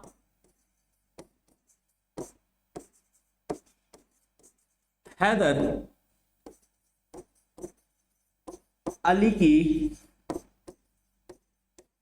तरफ मिल जाता है, ठीक। अब जिसके लिए युद्ध हो रहा था वो तो गेम पूरा पलट दिया हैदर अली ने। यहां पर क्या किया हैदर अली ने, अगर देखा जाता है तो यहां पर क्या हो गया, हैदर अली, निजाम और मराठा सारा त्रिगुट जो बनाया था हैदर अली के खिलाफ, तो यहां पर केवल अब कौन बचा, जोसेफ स्मिथ बचे। यहां पर हैदर अली से ये मिल गया। अब लड़ाई किसकी बीच में हो रही है, अब यहां पर लड़ाई होगी हैदर अली प्लस निजाम अगेंस्ट कौन, अंग्रेज। अब अंग्रेज अकेले हैं और यहां पर क्या है, हैदर अली और निजाम साथ आ गए, ठीक। लेकिन इसके बाद क्या कहानी होती है, जब ये दोनों मिल जाते हैं और अंग्रेज अकेले हो जाते हैं, तो अंग्रेजों ने क्या किया, सितंबर सन 1767 ईस्वी में अंग्रेजों ने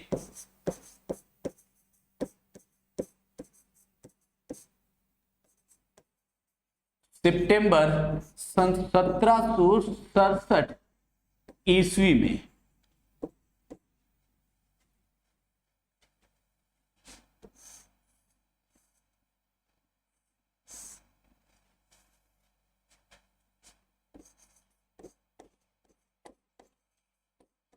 चंगमा घाट और दूसरा त्रिनोमाली,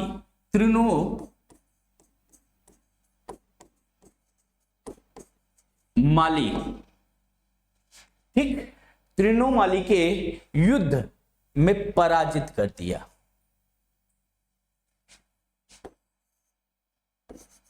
के युद्ध में निजाम और हैदर अली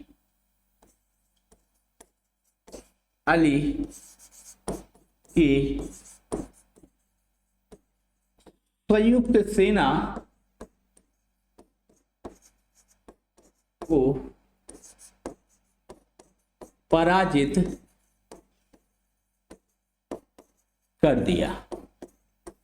अब देखो अंग्रेजों ने कब, सन 1767 ईस्वी में चंगमा घाट और त्रिनोमाली के युद्ध में इन दोनों को ही, इनकी संयुक्त सेना जो थी उनको पराजित कर दिया। ठीक, अब जब पराजित हो गया तो नॉर्मल सी बात है, निजाम पहले भाग के किसके पास, पहले कहां था, पहले अंग्रेजों के साथ था, फिर भाग के किसके पास आ गया, हैदर अली के पास। फिर निजाम क्या होता है, जैसे ही ये युद्ध में पराजित होता है तो निजाम हैदर अली का साथ छोड़कर फिर क्या हो जाता है, पुनः अंग्रेजों के पास पहुंच जाता है। क्या होगा, अब क्या हो जाएगा, निजाम पुनः हैदर अली का साथ छोड़कर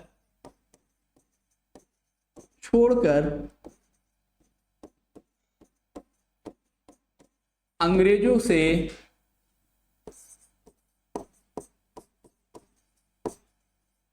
मिल जाता है। मतलब एक बात तो कहनी पड़ेगी कि हैदराबाद का जो निजाम था उसके अंदर शरम अरम नाम की कोई चीज ही नहीं थी, वो एकदम बेशरम टाइप का आदमी था। वो क्या है, पहले उसको लगा नहीं कि हैदर अली जीत जाएगा, तो हैदर अली के साथ गया, जब देखा कि यार दोनों की सेना परास्त हो गई, कौन जीता, अंग्रेज जीते, तो भाग के फिर से क्या हो जाता, अंग्रेजों की गोदी में बैठ जाता है पुनः। फिर क्या होता है, फिर इसके बाद की कहानी बढ़ती है सन 1768 ईस्वी में, फिर से ये भागे हैं। तो सन 1768 में अंग्रेजों ने मैंगलोर पर अधिकार कर लिया।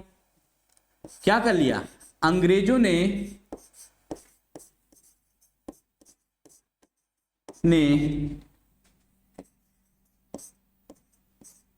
मंगलोर पर भी अपना अधिकार कर लिया। अब निजाम को अच्छा लगा कि चलो ठीक है, मैं आ गया ना इनके साथ, अब कम से कम मेरी इमेज बिल्डअप होगी, कहीं इन सब के साथ मेरी भी तो सेना है। अब चाहे वो सेना मेरी लड़े या हारे या जीते, उससे कोई मतलब नहीं, मंगलोर पर भी अपना अधिकार हो गया। और मंगलोर कहां पर था, मैंने अभी आप लोगों को जो पहला मैप बना के दिखाया था, मैंगलोर की बात की जाए तो ये क्या है, ये आपका मैंगलोर था। यहां पर क्या हो गया, अंग्रेजों का अधिकार हो गया। किसका, अंग्रेजों का अधिकार हो गया था।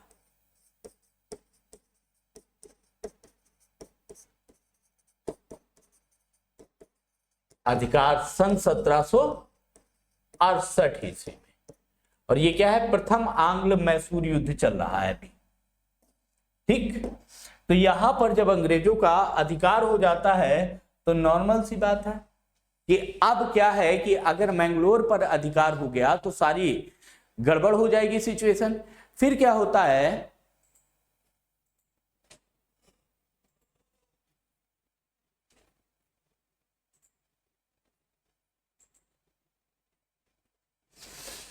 जब इन्होंने सन 1768 ईस्वी में अंग्रेजों ने मैंगलोर पर अपना अधिकार कर लिया, कुछ ही समय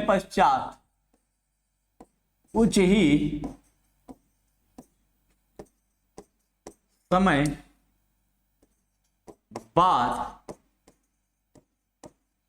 हैदर अली पुनः मैंगलोर को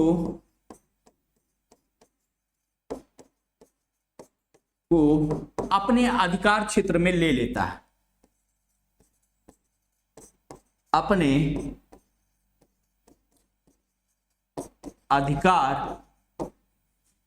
क्षेत्र में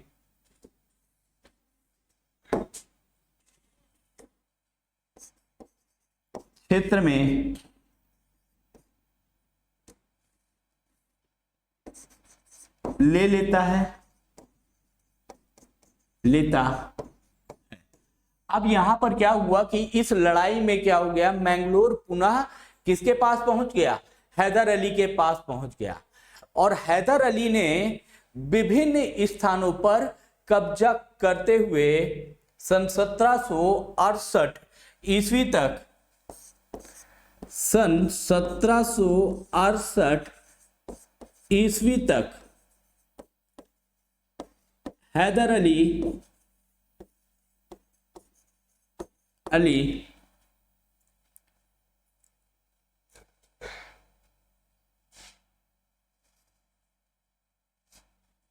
अंग्रेजों के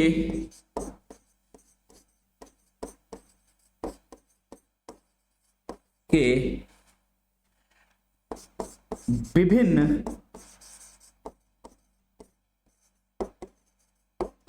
स्थानों पर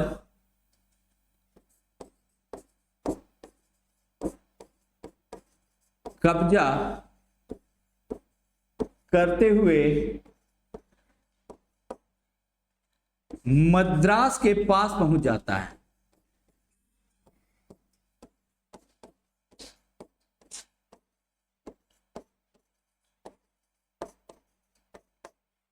कहा जाता है कि लगभग 5 मील दूर ही रहता है ये मद्रास से, 5 मील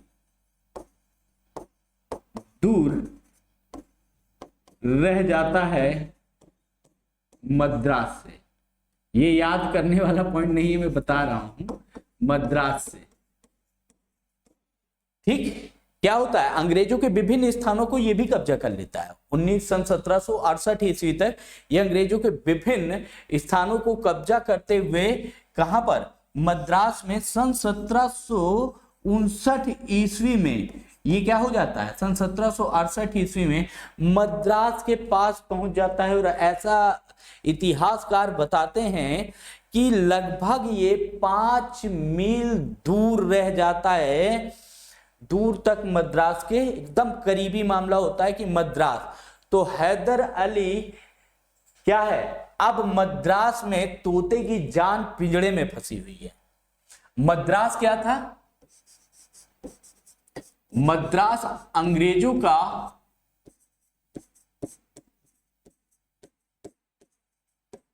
अंग्रेजों के लिए अत्यधिक महत्वपूर्ण था।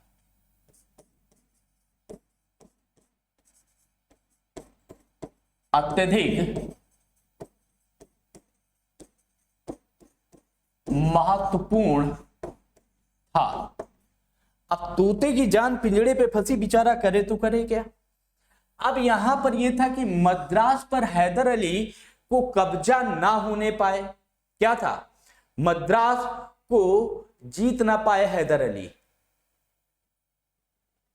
क्या यहां पर माइंड में अंग्रेजों के क्या आ गया, अंग्रेज अपने दिमाग में चलने लगा कि अंग्रेजों को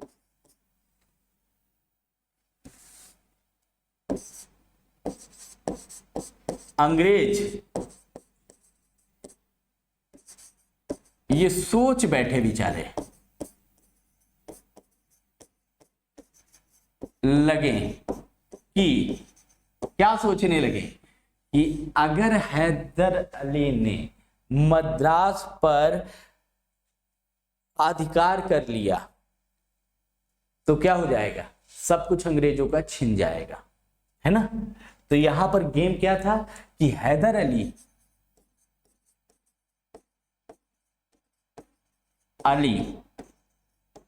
मद्रास पर अधिकार न कर पाए, अधिकार ना कर पाए, और अगर मद्रास पे अधिकार हो गया तो अंग्रेज एकदम वहां से क्या हो जाएगा, उनका सारा का सारा पोर्ट, सारा की सारी कोठियां, सब कुछ जमा हो जाएंगी, सब कुछ उनका बर्बाद हो जाएगा। तो यहां पर क्या हो गए, जैसे ही यहां पर बेचारा पहुंचता है, मद्रास के पास पहुंच गया था, ऑलरेडी मैंने आप लोगों को बताया, तो अंग्रेज क्या हो जाते हैं,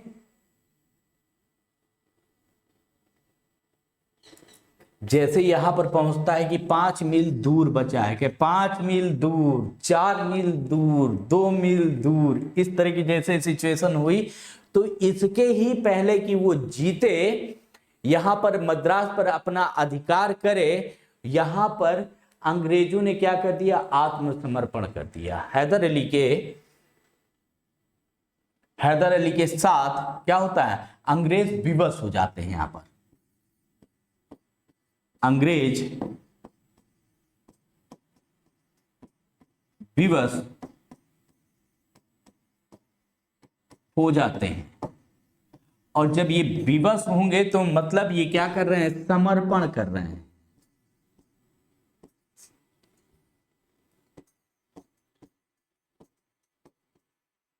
समर्पण कर रहे हैं, इसका मतलब क्या है, जब कोई समर्पण करता है तो सामने वाले की शर्तों को स्वीकार करना होता है। क्या होता है, सामने वाले की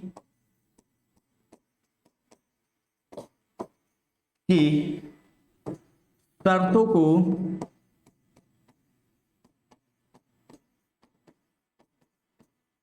स्वीकार करना पड़ता है। तो अब अंग्रेज जो 30 मार खा बन रहे थे, हैदर अली ने उनकी, जो कहते हैं ना कि कमजोर नस, गर्दन में एक नस होती है, अगर उसे दबा दो आदमी टे टू टा हो जाता है, तो हैदर अली ने उनकी गर्दन की वो नस दबा दी मद्रास पर अटैक करके। जैसे ही मद्रास की तरफ वो मूव किया, और जैसे ही अंग्रेजी सेना को पता चला कि ये मद्रास से लगभग 5 मील दूर की दूरी पर है इस समय हैदर अली, इसका मतलब है कि अगर हैदर अली उधर पहुंचता है तो नॉर्मल सी बात है, मद्रास किसके कब्जे में चला जाएगा, हैदर अली के कब्जे में चला जाएगा। और हम किसके लिए लड़ रहे हैं, हम निजाम के लिए लड़ रहे थे, हम निजाम की सत्ता, हम एक छोटे से एरिया के लिए लड़ रहे थे। अब यहां पर हमारा पूरा का पूरा सब कुछ चला जा रहा है। तो यहां पर क्या होता है कि अंग्रेज और हैदर अली के बीच में मद्रास की संधि होती है, क्योंकि भाई आपके यहां पर आप समर्पण कर रहे हो, क्योंकि अंग्रेजों ने सोचने लगे थे कि मद्रास पर अधिकार ना हो, तो इन्होंने पहले ही विवश होकर क्या कर दिया था, आत्मसमर्पण कर दिया था। तो यहां पर क्या होता है, हैदर अली और अंग्रेजों के मध्य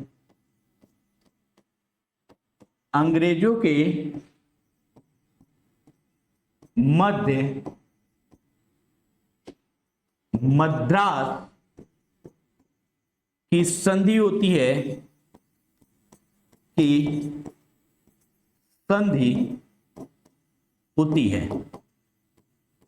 किसके अंग्रेज और हैदर अली के बीच मध्य क्या होता है, मद्रास की संधि यहां पर बनती है। जैसे ही मद्रास की संधि की बात हम लोग करते हैं कि यहां मद्रास की संधि हुई, तो मद्रास की संधि बहुत इंपॉर्टेंट संधि है।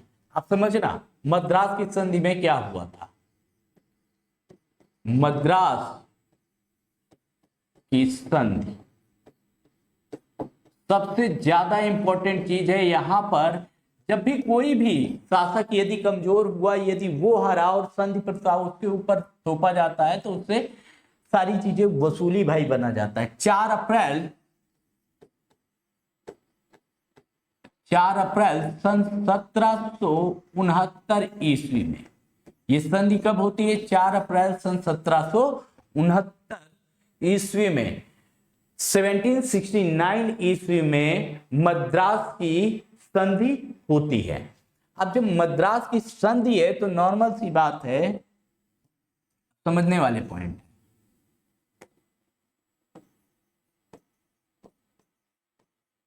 मद्रास की संधि है ना।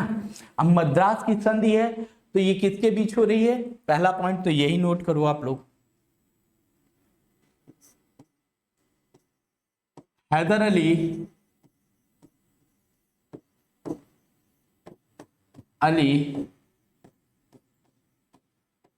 और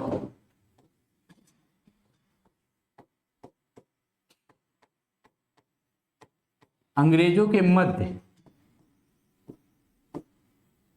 ठीक, क्या हो रहा है यहां पर? ये संधि जो हो रही है अंग्रेजों और हैदर अली के मध्य हुई।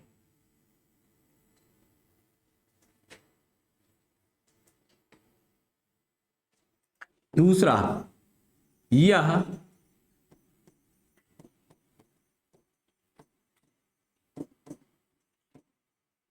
प्रतिरक्षात्मक संधि थी।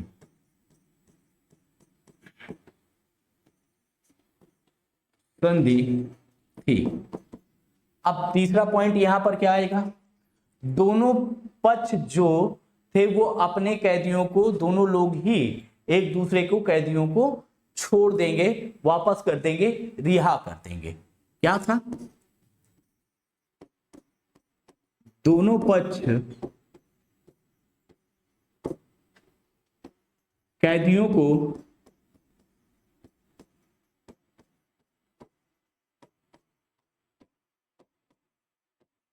वापस कर देंगे।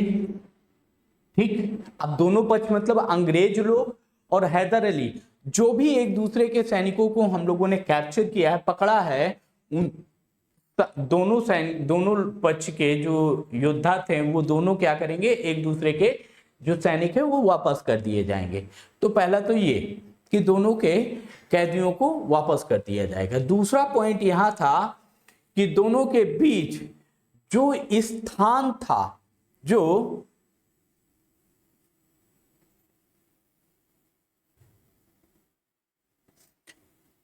इसको ऐसे समझो कि दोनों ने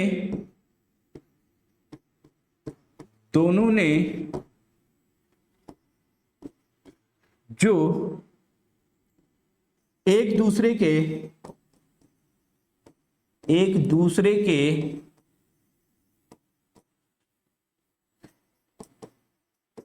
स्थान को विजिट किया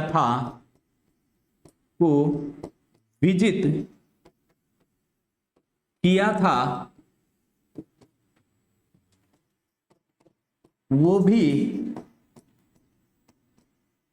वापस कर देंगे।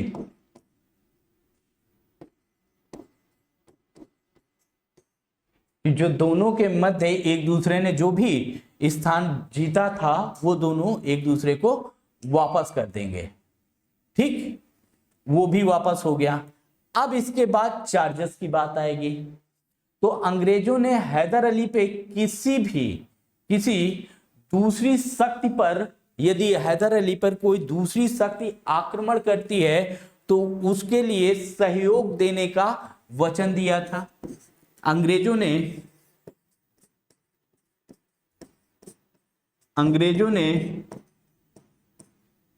हैदर अली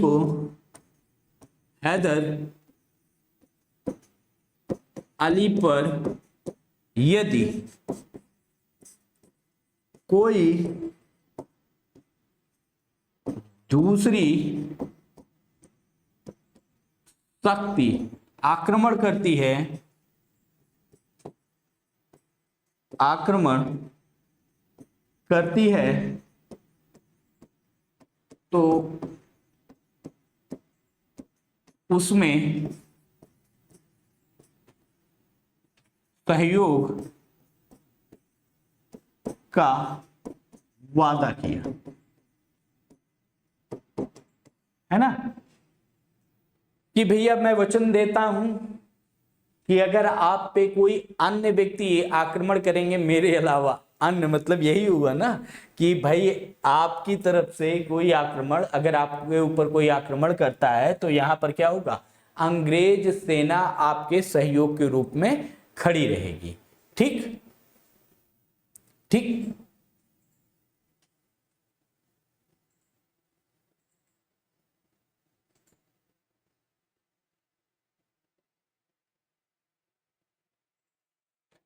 और ये संधि कौन कर रहा है, हारा कौन था, सोचने वाली बात है, ये हारा कौन था, अंग्रेज हारे थे। तो ये संधि में कौन कर रहा था, यह संधि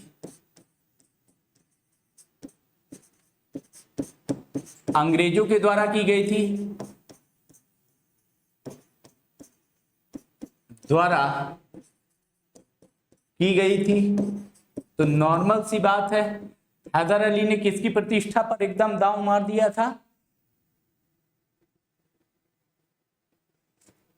हैदर अली ने, हैदर अली ने अंग्रेजों की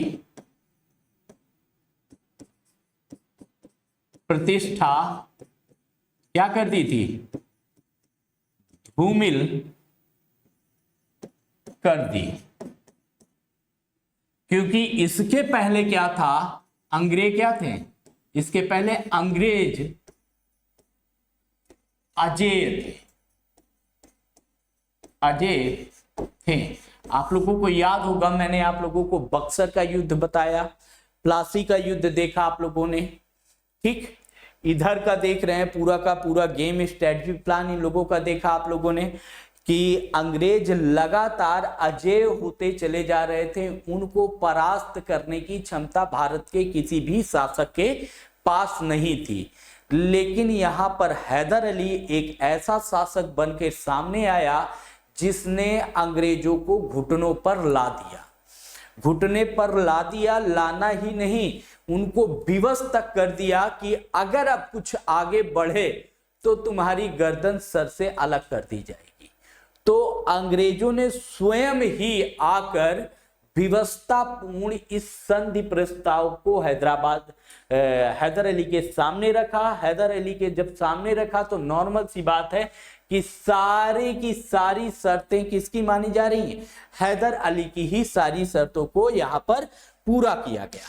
अब यहां पर चीजें नॉर्मल सी बात है कि अंग्रेज क्या थे, आस्तीन में सांप थे। कहा जाता है कि ये हमेशा आस्तीन में बसे हुए वो सांप है जिस पे कभी भरोसा नहीं किया जा सकता, और ये भरोसे के लायक तो कभी थे ही नहीं, आज भी नहीं है। ठीक है, न पहले थे ना आज है। ये कब अपनी बातों से पलट जाएंगे आपको पता ही नहीं चलेगा। इसीलिए कहा जाता है, जो पुरानी कहावत है कि ये सपोले, ये जो बने हैं अंग्रेज, इन्होंने जब राज किया था तब भी उसी मानसिकता और आज भी कहीं ना कहीं उस मानसिकता को प्रदर्शित करते रहते हैं। तो हम लोगों को जो भी चीजें करनी है, जो चीजें समझनी है, इस आधार पर यदि देखो एक चीज को और समझो, यहाँ पर सबसे इंपॉर्टेंट है कि रट्टा मारना रटना नहीं है, एक दूसरे से कनेक्ट करते चलो। प्रतिरक्षात्मक संधि की मतलब होता है कि वहां पर जो कैदी हैं, जो स्थान है, वो एक दूसरे के वापस कर दिए जाएंगे। दूसरा, एक दूसरे के, अब हमने यहाँ पर विजय प्राप्त की है, हम राजा हैं, तो नॉर्मल सी बात है आप हमें अब सहयोग भी देंगे। ये बात आपको स्वयं कहनी पड़ेगी। क्यों? क्योंकि भाई हम आ रहे हैं तो हम आपका सहयोग भी करेंगे, ऐसा तो मुझे कहना ही पड़ेगा, तभी तो मैं यहाँ पर थोड़ी बहुत प्रतिष्ठा। नहीं, मद्रास में हैदर अली के दिन नहीं छोड़ेंगे मद्रास, तो क्या कर लोगे? तो उनकी तो गर्दन फंसी है ना बेचारों की। तो उन्होंने कहा सहयोग भी करेंगे, ये भी करेंगे, वो भी करेंगे, सारी चीजें करेंगे। बट यहाँ पर क्या हुआ कि अंग्रेजों ने अपने वादे को पुनः तोड़ा। सन 1780 के दशक में दूसरा आंग्ल मैसूर युद्ध होता है। अब हम लोग द्वितीय और तृतीय आंग्ल मैसूर युद्ध को एक साथ और चतुर्थ को अकेले, या फिर मैं देख लूंगा जैसे भी जिसमें ज्यादा मैटर होगा उसको कंसाइज करके प्रयास किया जाएगा कि थोड़ा सा कंसाइज रहे। लेकिन स्टोरी बेस में मैं हर चीज पढ़ाता हूं, उसका रीजन ये है कि अगर आप स्टोरी बेस में चीजें पढ़ते हैं तो वो आप भूलते नहीं। अगर फैक्चुअल बेस पे आप रटते हैं तो आप लोगों के पास बहुत ढेर सारी किताबें हैं, आप लोग उन्हें पढ़ सकते हो, उनसे आप कंटेंट निकाल सकते हो, फैक्ट टू फैक्ट वहां से मिल जाएगा। लेकिन जब स्टोरी आप कनेक्ट करके पढ़ोगे, मजे के साथ चीजों को कंसाइज करके और थोड़ा सा उसे इंटरटेन करोगे तो नॉर्मल सी बात है कि आप लोगों को चीजें ज्यादा बेहतर तरीके से समझ में आएंगी। तो प्रयास कीजिए कि ये सारी चीजें आप लोग करते हुए चलें। मिलता हूं आप लोगों से नेक्स्ट क्लास पे। जहां पर भी जिसको समझ में ना आए वो कमेंट कर दिया करो, तो मैं कमेंट जरूर पढ़ता हूं आप लोगों के। मिलता हूं फिर आप लोगों से नेक्स्ट क्लास में। जय हिंद, जय भारत, थैंक यू।